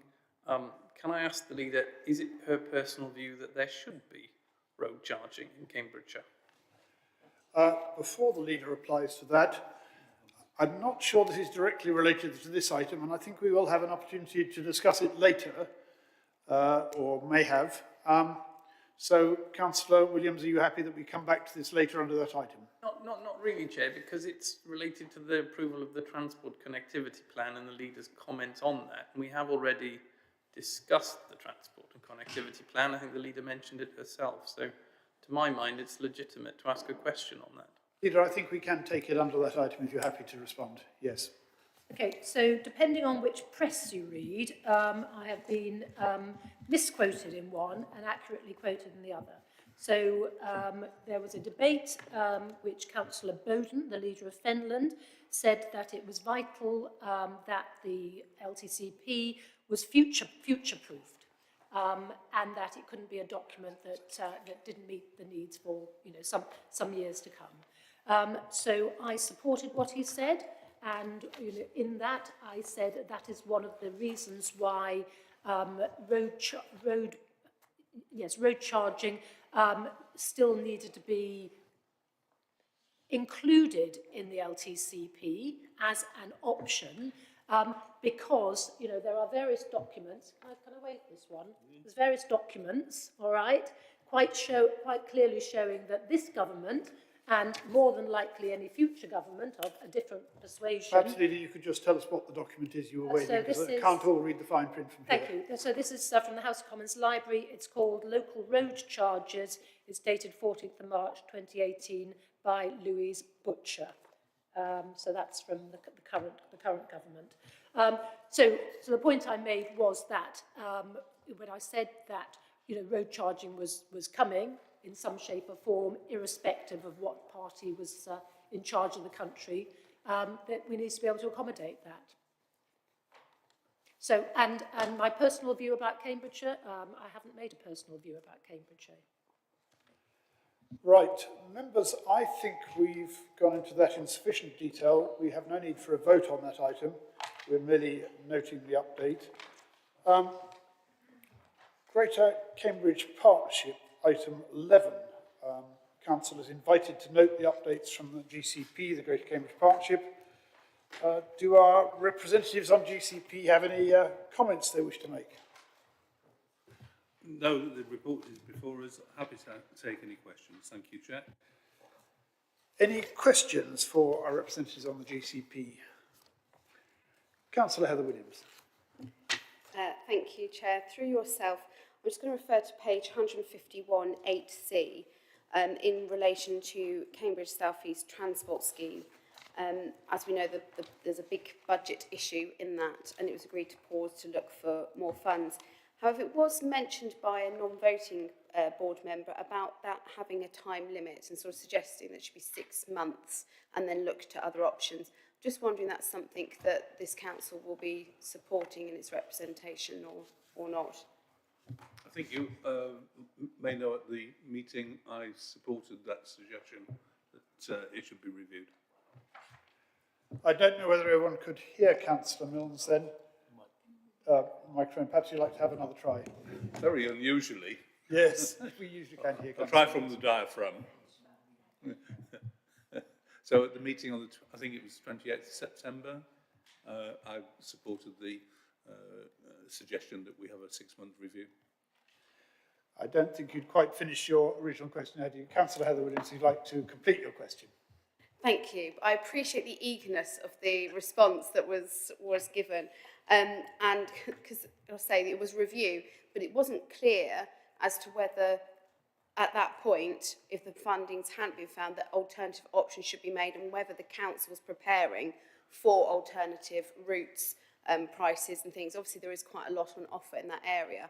I appreciate that was the response in the meeting, but obviously there's time and a group and to consider and the leader to perhaps give sway to the view. Councillor Milnes. So the answer to your question is that that whole process will be reviewed. So, for example, there has been a bid effectively to the government Michael Gove's visionary 2040 scheme and the Cambridge Delivery Group, headed by Peter Freeman, that they offer us the funding that is in shortfall, why we didn't proceed with it. So that all options are still available to us, but that is certainly at the moment the preferred option, if we can find the finance. Thank you. Any further questions to the representative on the GCP? I noticed the reference to Visionary 2040. That's a new name for it. I think, members, we're ready to move on to the next item, and we don't need a vote on that one, so we can just note that. Update on the Oxford-Cambridge Pan-Regional Partnership, item 12. I invite the Leader of the Council to provide an oral update. Thank you very much. So the OCPRP held a conference in Milton Keynes last Friday. Gosh, it seems a long time ago now, which had between 200 and 300 delegates there. It was really, really good. There's lots of information, I'm sure, on the website. So this was it kind of all sorts of people, actually, but it was chaired for the first time by Dipesh Shah, who is now the very, very eminent chair of the board. And there was, all sorts of presentations. I sat on one about, where the partnership's got to as of now, and obviously with my role on the leading on the environment and the environmental projects that we're hoping to move forward. I also sat on one with the universities group talking about skills, and there was a really fabulous presentation from a group from young people about the whole of the sort of green skills agenda. So it was very dynamic, very, very positive. I'm sure there will be there'll be a rolling programme of these conferences. Anybody's welcome at it. There was lots to learn. There was lots of really useful networking. And it's interesting to see some other councils coming back on board. So I had a long chat to one of the Northamptonshire leaders there. So people who weren't in the room, now that they're seeing this as something potentially very positive, particularly regarding the environment, are now wanting to be part of it. Right. Any questions to the leader on that presentation? Councillor Heather Williams. Thank you, Chair. Just some reassurance that we will get, I know we've had the oral update today, but we will get a substantive written report at some point from the leader for us to obviously be able to scrutinise. Thank you. So this was a conference. So I'm just reporting on a conference. The board papers are now all available on the website of the OCPRP. And we've only had two board meetings at the moment, so we're just in the process of sort of signing off governance and so on. But again, it's all on the website. So when there's any additionality that we can provide, then we will do that. Perhaps we could add the papers of the recent board meeting and maybe a future one to the next papers of the next council in February. So what we have on so far is, excuse me, Chair, through you, is kind of decision notices. Because I refer to Liz, actually, what's best. Chief Executive. Thank you, Chair. So I always like to report if there's been a board meeting since the last council meeting. There hadn't been a board meeting when these papers were published, so there will be a report coming to the next council. Okay, I see no other questions. I think we can move on to the next business. We merely have to note that oral report by the leader. Membership of committees and outside bodies, item 13. I'm not aware of any changes to the membership of committees or outside bodies. No. So we move to questions from councillors, item 14. I remind members that a period of 30 minutes is available for questions. This includes those questions where notice has been provided, which are set out on the agenda. And if there is time still remaining after those, we will deal with any questions which will be notified to the Democratic Services Manager before the start of this meeting. So I will invite councillors to ask their questions in the following order. Firstly, Councillor Daniel Lentel. As on the paper, Chair. Thank you. Councillor Milne. Thank you, Chair. And through you, I note that Councillor Lentel is on his usual series of questions that are somewhat leading, scarce of fact, rich on conjecture, but no less. He asks about the removal of mature trees in relation to the C2C proposed bus route in Coton Orchard. As I said at the climate conference that we referenced earlier, there's a tension between infrastructure and natural habitat, and this is a prime example of such. There's also a policy of 10% biodiversity net gain, and in relation to this area, the GCP is committed to planting 1,500 new trees along the route, significantly more than it will remove. Hedgerows will also be maintained largely, and the GCP is committed to that 10% as a minimum biodiversity net gain, and with an ambition of reaching the stretch target of 20%. The majority of trees removed to facilitate the corridor for public transport, including cycling and walking, are relatively young on dwarf rootstock and include taking only between 2 and 6 of the 11 older trees. The total area of remaining active orchard measures 9 hectares, and of this, 1.5 hectares will be lost to the scheme. This would leave roughly 80% of the remaining active orchard untouched and unaffected by the development. So I hope that brings into context the scope and scale of this scheme. Thank you.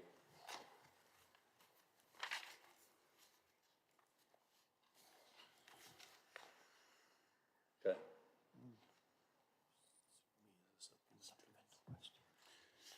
Yes, Councillor Heather Williams, did you have a supplementary question? Chair, with all due respect, we've not got to my question yet. Councillor Lentel, did you have a supplementary question? Oh, I'm sure Councillor Heather Williams would have a much better supplementary question. I think the reason there is so much disquietude abroad in the county about the impact on Coton Orchard is, first of all, biodiversity net gain. We've had similar promises in the past, and trees haven't been watered, and trees have died, and we haven't actually seen, you know, the net gain happen. But the real issue here is that the promised biodiversity impact assessment for the on-road alternative was never delivered, even though it was promised. And that promise, the breaking of that promise, it's hard to trust people who break their promises. Thank you, Chair. I didn't notice the Councillor question. Mills, no question, okay. I think we've had the supplementary, but I don't think that was a question, so we'd move on to the next, I think, question B. So we do now come to Councillor Heather Williams. Sorry about being a bit ahead of myself there. Sorry, apologies to you both for being a little ahead of myself there. Councillor Heather Williams, would you like to put your question? Thank you, Chair, as on the agenda. Councillor Bridget Smith, I think you're going to answer this one. Thank you, Chair, through you. Okay. So, so those of us who've worked in academic research, of which I think there's quite a few in this chamber actually, will be aware that to be credible, independent reports need to be both independent and, of course, factually correct. Serious academic institutes, such as Cambridge University, where I worked in research, double-check the contents of their reports, and they to make sure that details are correct and that they've understood the situation correctly.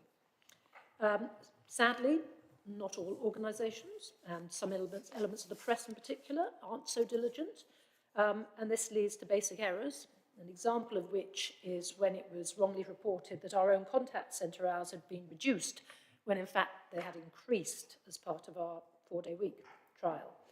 So failure to undertake these basic checks actually leads to sloppy reporting, mistakes, and a loss of all credibility.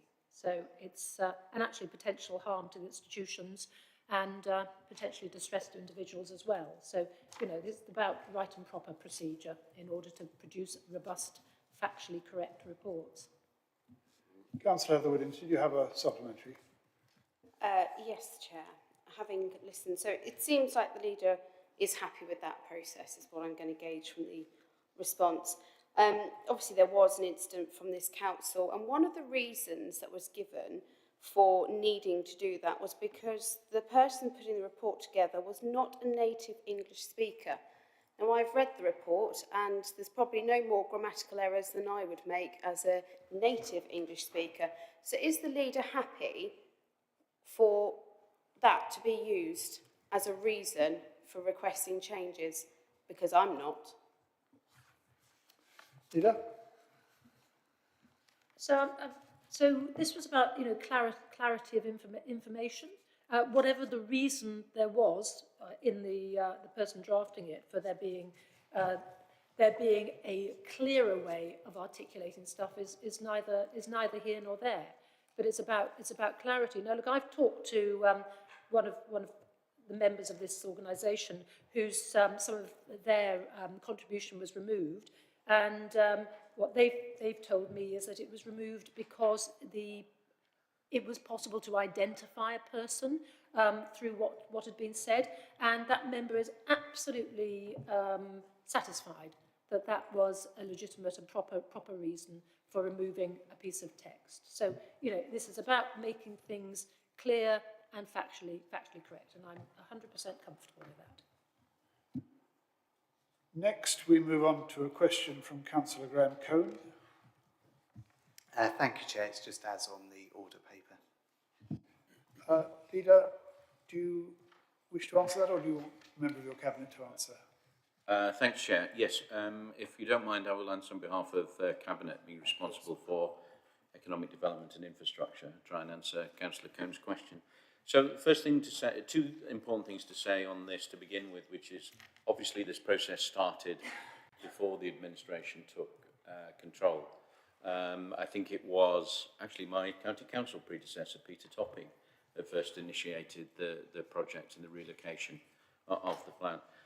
Second thing to say is the response that the council has provided in the local and the response to questions in the local impact report, it is a very technical process, but we fully understand that residents in the area, this is a significant project, and we fully understand their concerns.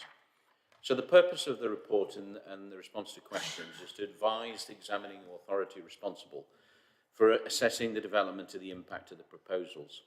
In order to do this, on behalf of the Council and the Shared Planning Service, we did engage widely across the Council with the relevant experts and work together with the County Council and the City Council to draw together the findings. And this was finally presented in a report which Cabinet considered and approved, and felt that the answers to the questions, over 100 pages I think it was, and very detailed questions, that was appropriate. So the assessment is necessarily technical, as I mentioned. It requires consideration of the environmental impact assessment, associated technical reports. The report gives commentary on the planning policy context, etc. So finally, it will be down for the examining authority, not the council itself, in terms of the process, to consider whether, having regard to the local impact report, the representations made by others balances the technical questions and the planning considerations, and ultimately has to be approved by the Secretary of State. So I'm sorry if he feels that the Cabinet response was not adequate, but it was a very, very thorough process. Thank you. Councillor Cohn, did you have a supplementary? Yeah, I'll try and be brief. Through you, Chair, does the leader or the Cabinet member answering the question believe that sort of my residents' views were fairly considered within the papers, given that within those papers on page 142 of the document, the District Council, well, this is a quote from those documents, the District Council gives in principle support to the DCO application and the proposed development subject to the resolution of a number of matters. Thanks. Don't have that particular page in front of me. I think when you take the response in the round of all the questions and the fact that there are still outstanding questions to be answered, then I think it is a fair submission. Thank you, Chair. Thank you. We then move on to a question from Councillor Dr. Richard Williams. Thank you very much, Chair. My question is as on the agenda. Let me just emphasise that is a question to the leader. The leader is, however, entitled to ask someone else to answer it on her behalf. Councillor Peter MacDonald. Thank you. You're keeping me busy today. So, in response to Councillor Richard Williams, you'll be aware that following publication of the preferred route by East West Rail, we as a council have been seeking further details from them to understand the implications of the proposed revisions.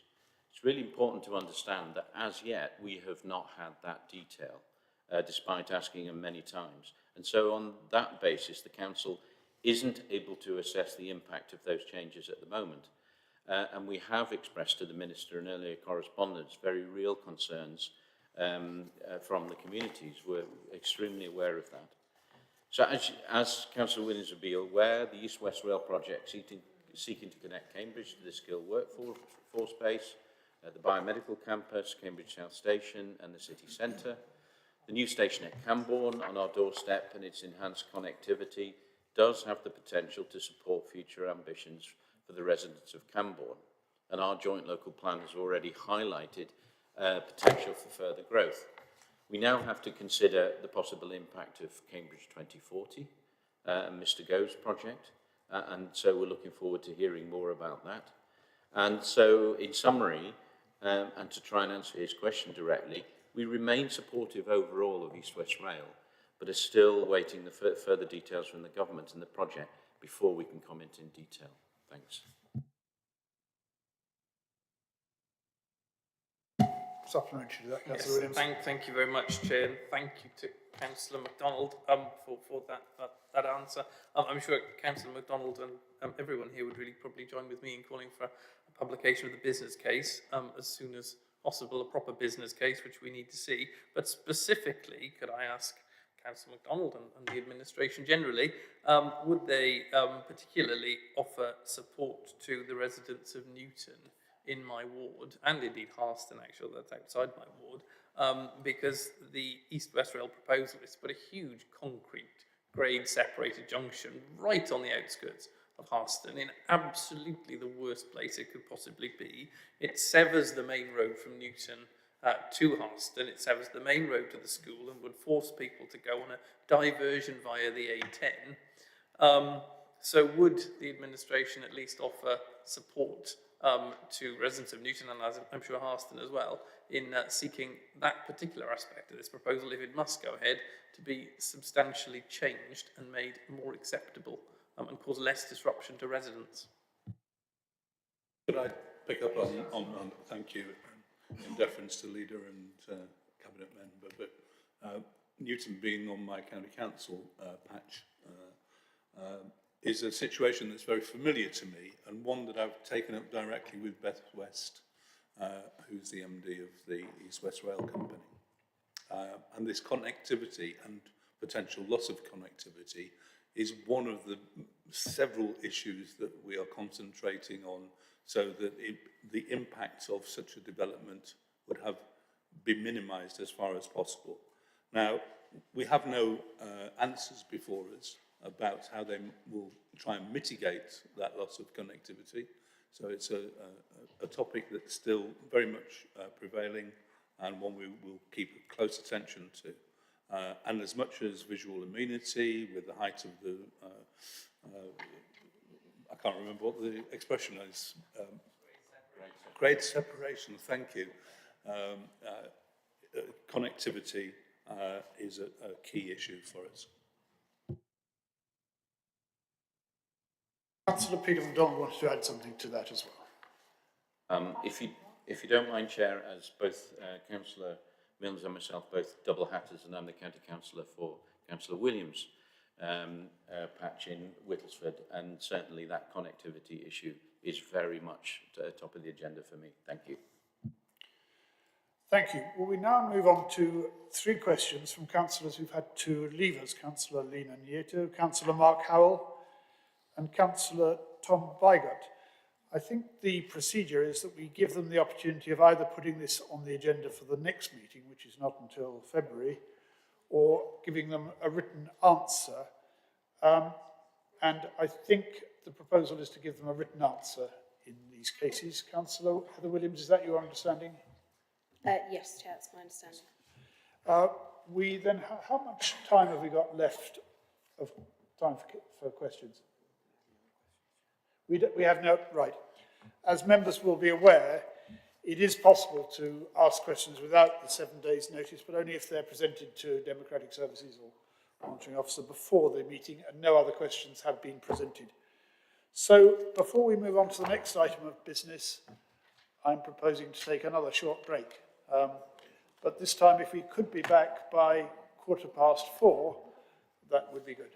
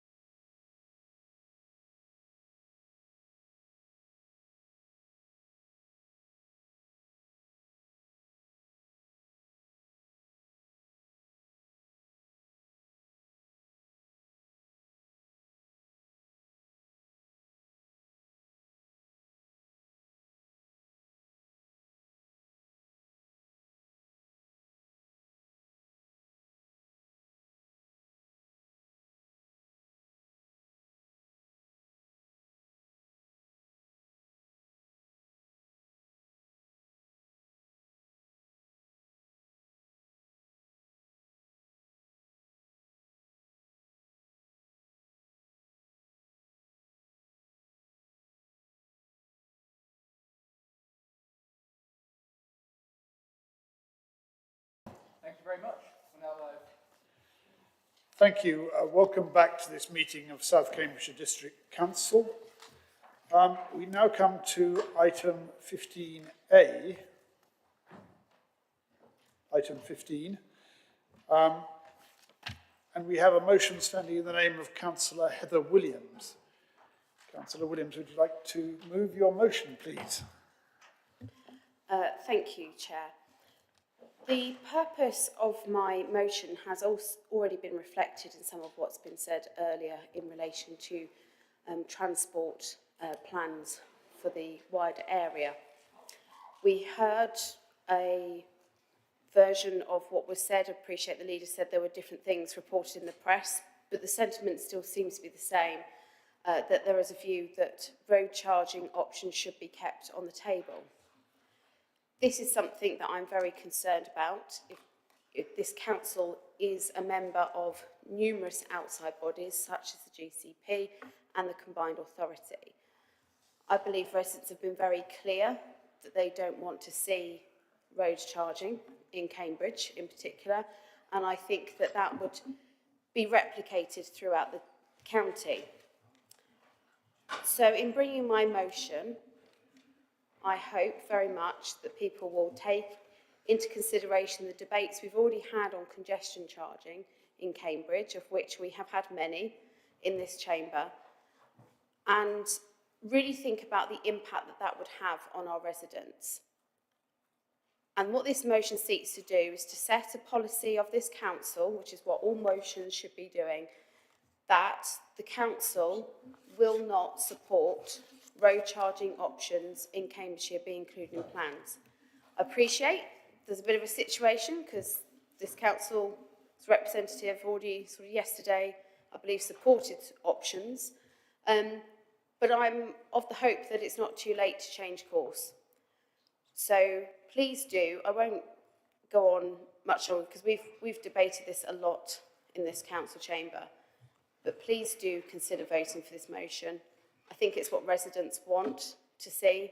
I think they want to see clear opposition to road charging, be it that congestion charging or any other form. And we'll see how the vote goes, Chair. But please do consider the words that are in the agenda. It's no to road charging, full stop, in Cambridgeshire of any form. Thank you, Councillor Williams. Do you have a seconder for your motion? I do, Chair. Councillor Lindell, thank you. Councillor Lindell, do you wish to reserve your right to speak or to speak now? I'll speak after everyone else. Thank you, Chair. Right. Who wishes to respond to this? Councillor Brian Milnes. Yeah, thank you, Chair. Hope everybody can hear me. So I sought the advice, as the Chair had already done, about the admissibility of this motion, because clearly South Cambridge District Council has no provenance, has no remit over highways matters. Central government, however, could clearly mandate such things. So I would reference two documents. One, the previously cited briefing paper on local road charges. I would reference the House of Commons Transport Committee that in 2022 said there was no alternative. Sorry, this is a Conservative government I'm talking about, Chair, may I just remind the Council. So this is the Conservatives telling us that road charging is inevitable. So that's completely in contrast with this motion today. Hugh Merriman, who's now Transport Minister, has on his website a requirement for filling the £35 billion black hole that is the likely reduction in vehicle excise duty and fuel tax. Here, the statutory authority for highways is the County Council. And this idea has already been discussed, in fact, just very recently, on October the 17th, where Councillor Steve Cant's motion was denied. which sought to do the same as this proposal, to take congestion charging, road pricing, whatever synonym we want to use for it, because of the inevitability. I was minded, Chair, to think about King Canute, who often is cited incorrectly as wanting to disprove or prove his powers. He wanted to show that it was no point. He had no more power than any other mortal to face the inevitability of the tide. And the inevitability of a long, long day of road charging is just the same prospect that we have before us today.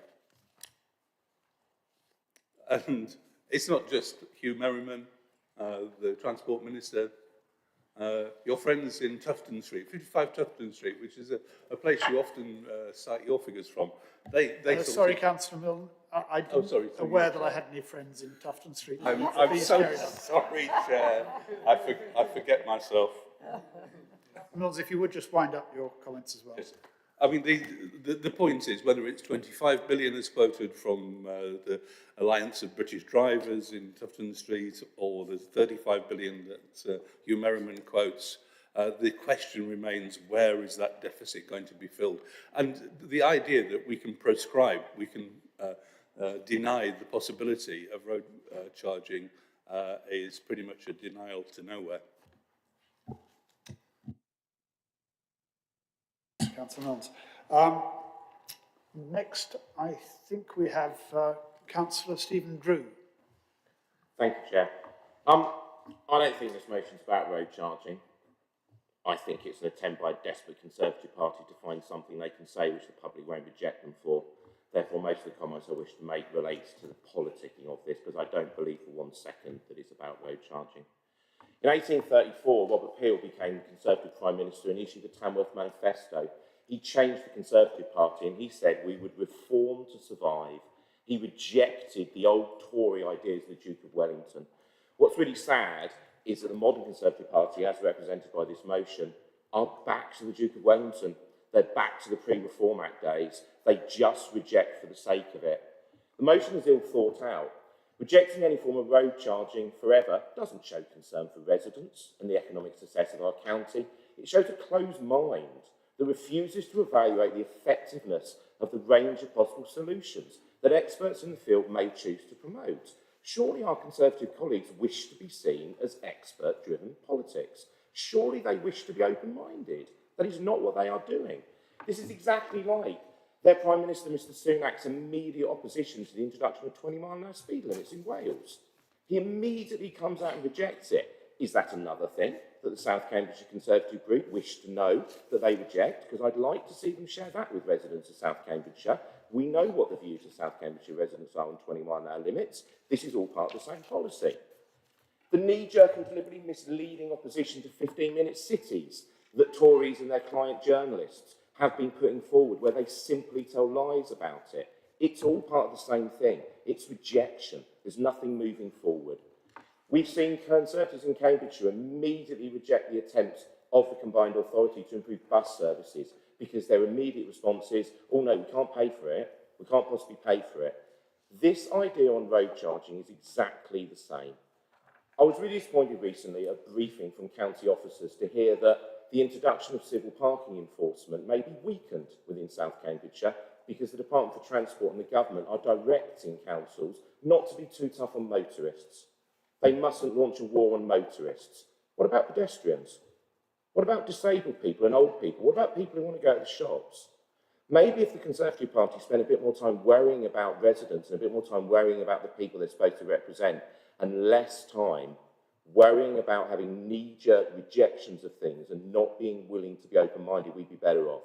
So I have no problem opposing this motion. It doesn't mean that I think road charging is a good idea.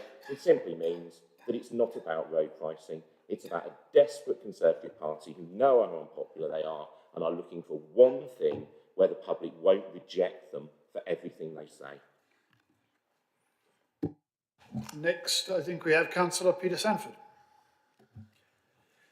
Thank you, Chair. And through you, I'd like to just follow up on Councillor Milne's earlier comments. He did indeed cite Hugh Merriman as the chair of the cross-party Transport Select Committee in the House of Commons as seeing no viable alternative to road pricing. There's another comment. Mr. Merriman said he believes the public would support a scheme despite previous opposition. And this is the result of a committee of MPs from all parties who have looked across the spectrum for many, many months and reported back in detail. If Mr. Merriman says the public would support such a scheme, who am I to argue with him? The Chancellor took almost a year to respond. Chancellor Hunt responded in 2023. The government does not currently have plans to consider road pricing. I think that's a subtle hint that whatever government is in office after the next general election, road pricing is coming across the country. I think such a broad brush motion as Councillor Williams has proposed would lead to all sorts of difficulties, and we should be prepared to collaborate constructively with whichever government is offering us road pricing. So I'll be voting against this motion for that reason. Thank you, Chair. And next I call Councillor Graham Cohen. Thank you, Chair. So again, I'll be brief, but essentially I'll be supporting this motion because I believe our residents have spoke loud and clearly on congestion charge, and it really is about time that we put this issue to bed and not spend any more money going over proposals that are clearly unpalatable for our residents in this area. We do have decision-making powers. I know it's a county issue, but we do make up part of the GCP, and we are part of the combined authority, which have influence over travel. So I don't think we can distance ourselves completely from these issues. And I think this motion is very reasonable, so that our residents know it has been completely taken off the table. Thank you. Well, before I come back to... Oh, no, I think we have one more speaker. Councillor Martin Khan. Thank you very much indeed. I think Councillor Cohen's comments, Chairman, come back to the point that basically this motion is about the congestion charge and trying to bring it back forward. But the actual motion is not about congestion charge. The political purpose behind it is to bring it back to the fore. The congestion charge, the decision has been decided. That's not the problem. But this motion proposes that all road pricing should not be considered. And that's a different motion.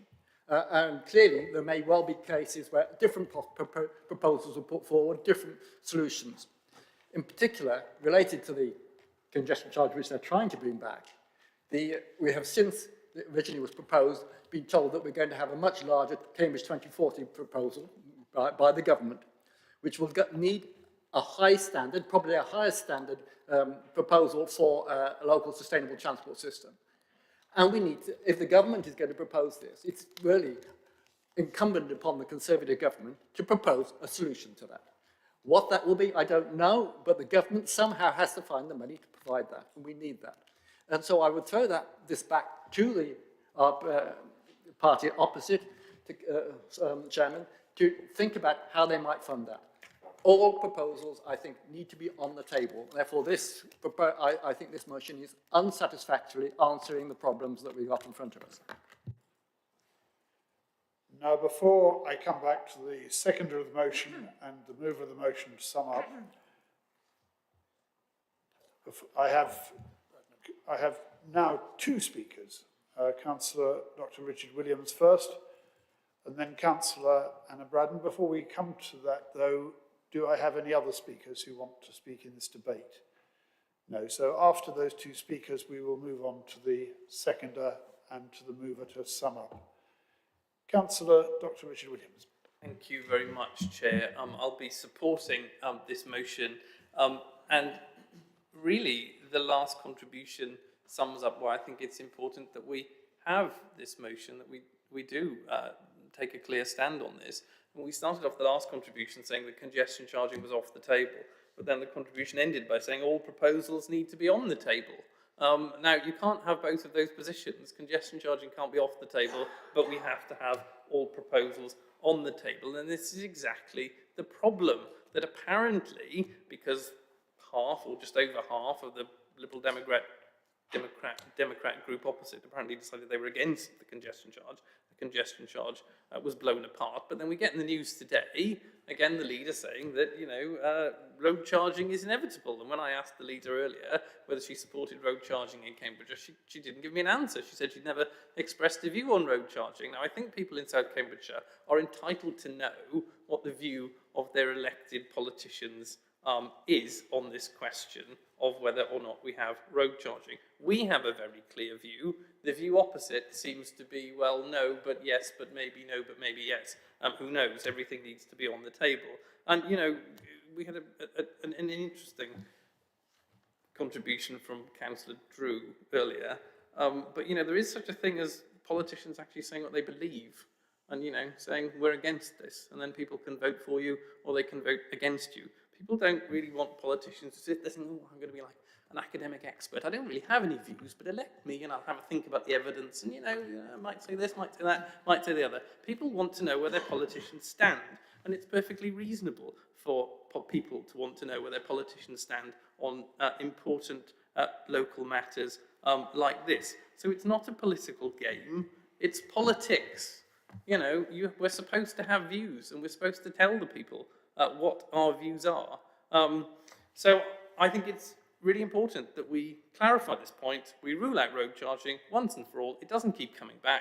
We move on. We look at other solutions. We do need solutions. So we move on, put this one to bed. And one final thing I will say is we've had the House of Commons Library quoted a couple of times as if it's a government body. The House of Commons Library is not the government. The House of Commons Library, according to its website, and indeed in fact, is a research and information service based in the UK Parliament, which provides non-political research and information to MPs and peers and MPs' staff. So it's not the slam dunk you think, citing a report by the House of Commons Library, which isn't written by a Conservative, it's written by a House of Commons employee who provides impartial reports and advice. So that's not government policy, and I would have thought most people would have known that. Thank you. Next, we have Councillor Adam Bradnam. Thank you very much, Chair. So, to answer Councillor Williams, who wanted a clear view, my clear view is that I completely oppose this motion for the following reasons. And I have spoken this explanation to people on the doorsteps in numerous places, and people have understood where I'm coming from and have, in many cases, changed their view. So the point is that there's a principle on this that I believe that we shouldn't make decisions which tie the hands of future decision makers, and we shouldn't prevent something which is a reasonable option from being considered in future. So I oppose this view, and I will not be voting for it. Thank you. Right, well, before we come to the seconder and the mover of the motion, one last chance to see if there are any other members present who want to take part in the debate. Yes, point of information, Councillor Brown. Yes, you rather hurried me along. I was taking too long. And I'd like to point out that there are currently no proposals on the table from the GCP or the CPCA or any other Peterborough and Cambridgeshire bodies for a congestion charge, the ULEZ charge or any other form of road charge. And the House of Commons Transport Committee is a body of Parliament and was dominated by, I think, 6 members of the Conservative Party, including Mr. Merriman. Thank you. I think Councillor Dr. Martin Khan has spoken already. Did you have a... It's briefly a point of information because we referred... information. Go on then. Okay, it's referred to the point that I commented that all options are on the table. I would refer to the point that as I noted, this motion is about road charging in general. And not just about it wasn't to do with the congestion charge. I was saying that you don't want to constrain yourself in terms of the fact, in general, the introduction of road charging, not about this specific thing. And I made clear that the decision had been made on that. Thank you, Dr. Khan. That's a clarification, a point of information. Next, I move to Councillor Dan Lentell. You are the secondary of this motion. Do you want to speak now? Yes, if everyone else has had their say. A week ago, we had Councillor Bygott quoting the American Civil War Admiral Farragut in relation to the 4-day week trial. Straight ahead, never mind the torpedoes. I'm going to quote a more famous Admiral Akbar from Star Trek, Star Wars even. Oof, there'll be emails. It's a trap. You're quite right. The Conservatives, I'm not a Conservative, never been a member of the Conservative Party, never voted Conservative in a national election. I'm from the Labour Party originally, and we don't like poll taxes. We don't like flat rate taxes that fall on the low and no paid hardest. We don't like regressive taxes. I thought that was something that Liberal Democrats didn't like. Apparently not. If you'd have told me 20 years ago, I was studying politics at Hills Road, if you'd have told me that South Cambridgeshire was going to be yellow, I would have not believed you. I wouldn't have thought that was possible because we live in a very blue part of the world. If you'd have told me that two years ago that I would be walking through the streets of Cambridge, I can't quite bring myself to say marching, walking through the streets of Cambridge with hundreds and thousands of fellow residents opposing this, I'd have said, no, you'll find me in the pub. Maybe the Disraeli, the Beaconsfield, or the Earl of Derby, who are later Prime Ministers than Stephen Drew seems to be, Councillor Drew seems to be aware of. I've stood on a stage with the GMB Union and the Conservative Party. I don't think that's ever been done before. I've addressed the Communist Party on this issue and the Reform Party. The absolute antithesis and opposition to this form of taxation could not be clearer.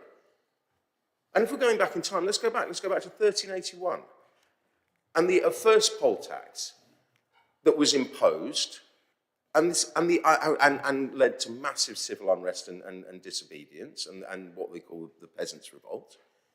Or we could go back to the 1980s when Mrs. Margaret Thatcher tried to do something similar. These taxes are fundamentally un-English. It's not what we do. We do not believe that dukes and dustmen should pay the same as each other. It is a poll tax. Because it is a tax that everybody who relies on private transport, and we do live in quite a rural part of the world where the buses aren't reliable, and by the way, are never going to be reliable, right? We live in a part of the world where people rely on private transport, particularly to access their health care. Certainly, Chair. This opportunity, this once-in-a-generation opportunity for somebody other than the Blue Team to be running affairs here in South Cambridgeshire, this congestion charge is going to define what was proposed.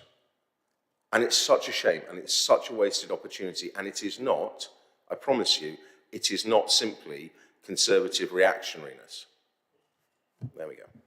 Councillor Lentell, and then I come to the mover of the motion, Councillor Heather Williams. Thank you, Chair. I'll try to sum up in what I see as the key points have been made. One of which has been made about authority, and I do believe that given we are members of the GCP and the Combined Authority, that we do have a say and influence. Also, we went through a period in this council of probably being the best known letter writers for district councils in the country, because we had motion after motion of writing a letter to have an issue with X or an issue with Y, some of which we supported, some of which we didn't. They all went outside the scope of the council. And actually, sometimes things were potentially negative towards the government at the time, but we locally supported them because it was the right thing to do, in our view. So there is history to the council demonstrating its viewpoint on things that aren't just direct responsibilities of the council. I think the debate is disappointing, though I would credit Councillor Bradnam for at least discussing the actual motion and the merits and standing up for having potential options for road charging, because the majority of it has been about the party and party politics and electioneering. Yes, we are, all of us in this chamber, elected through politics. But it doesn't mean that we don't say what we think, and we don't represent people in the way that we think is right. I unashamedly will do what I think is right. And I don't think there's anything wrong in that. And I would have no way do I always agree with what's been done at the council, and most of you are probably tired of hearing me opposing it. But I've said before, it is your right, your democratic right, to do what you think is right, and it's mine to say when I don't think it is. But I don't say that people are lying or that they have, just not caring about residents or this, that and the other. It's disrespectful to each other across the chamber, but also it's disrespectful to our residents and the whole point of why we're here. So, irrespective of who's in government, okay, yes, currently it's the same party as us, but I would be saying the same thing, that I don't think this is the right thing for our residents. And I stand by that now. I will stand by it, whatever government is in charge and whatever party is in charge of this council, because it's what I think is right. I'm not ashamed to do that. I won't be shamed for doing that. And I do think it is sad, Chair, that where debate has got in this council chamber these days.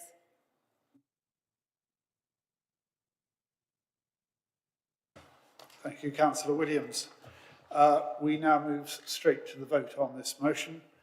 I'm not going to insult anyone's intelligence by suggesting that we do so by affirmation. So if you would like to participate in an electronic vote, usual rules apply, press the blue button first. And then to remind you, if you want to support the motion as put by Councillor Heather Williams, you press the green. If you want to oppose it, you press the red. The vote is now open.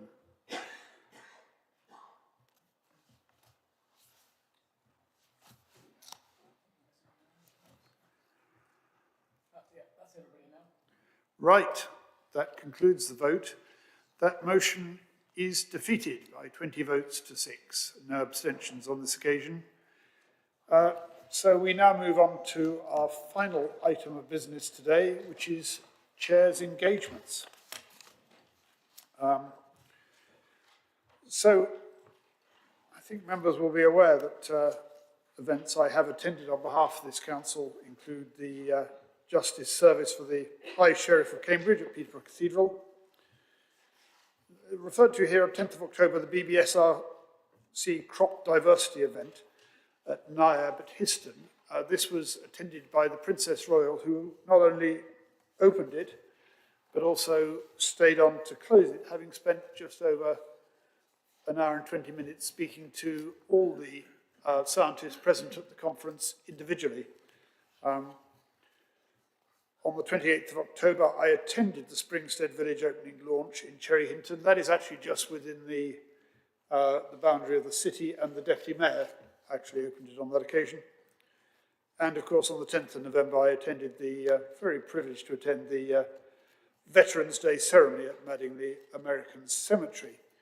On this occasion, I'm also going to mention some future engagements. This doesn't say Chair's past engagements, so I think I'm allowed to do that. Like many of us, I will be attending the Christmas market on the 10th of December. I will be attending the presentation of gifts to the children of Fulbourn Hospital in the usual way. And I would mention in that context that members will be aware that we have been invited to put forward gifts for the children living at Bar Hill Hotel. Councillor Bunty Waters, who's had to leave us, is working alongside the communities team to organise a small gift for all the children living at the hotel. And there are over 90 children there who are part of families that are waiting for their asylum applications to be determined. So if members do feel inclined to support that, please contact the duty communities. Let the team know how many gifts you could contribute. They will let you know the ages and genders of the children for whom gifts are still being sought. So that is duty.communities@scams.gov.uk for pledges or for further details. And I do hope you can support that. And with that, I declare this meeting closed at 16:47. Thank you all very much for your participation. Thank you, Chair.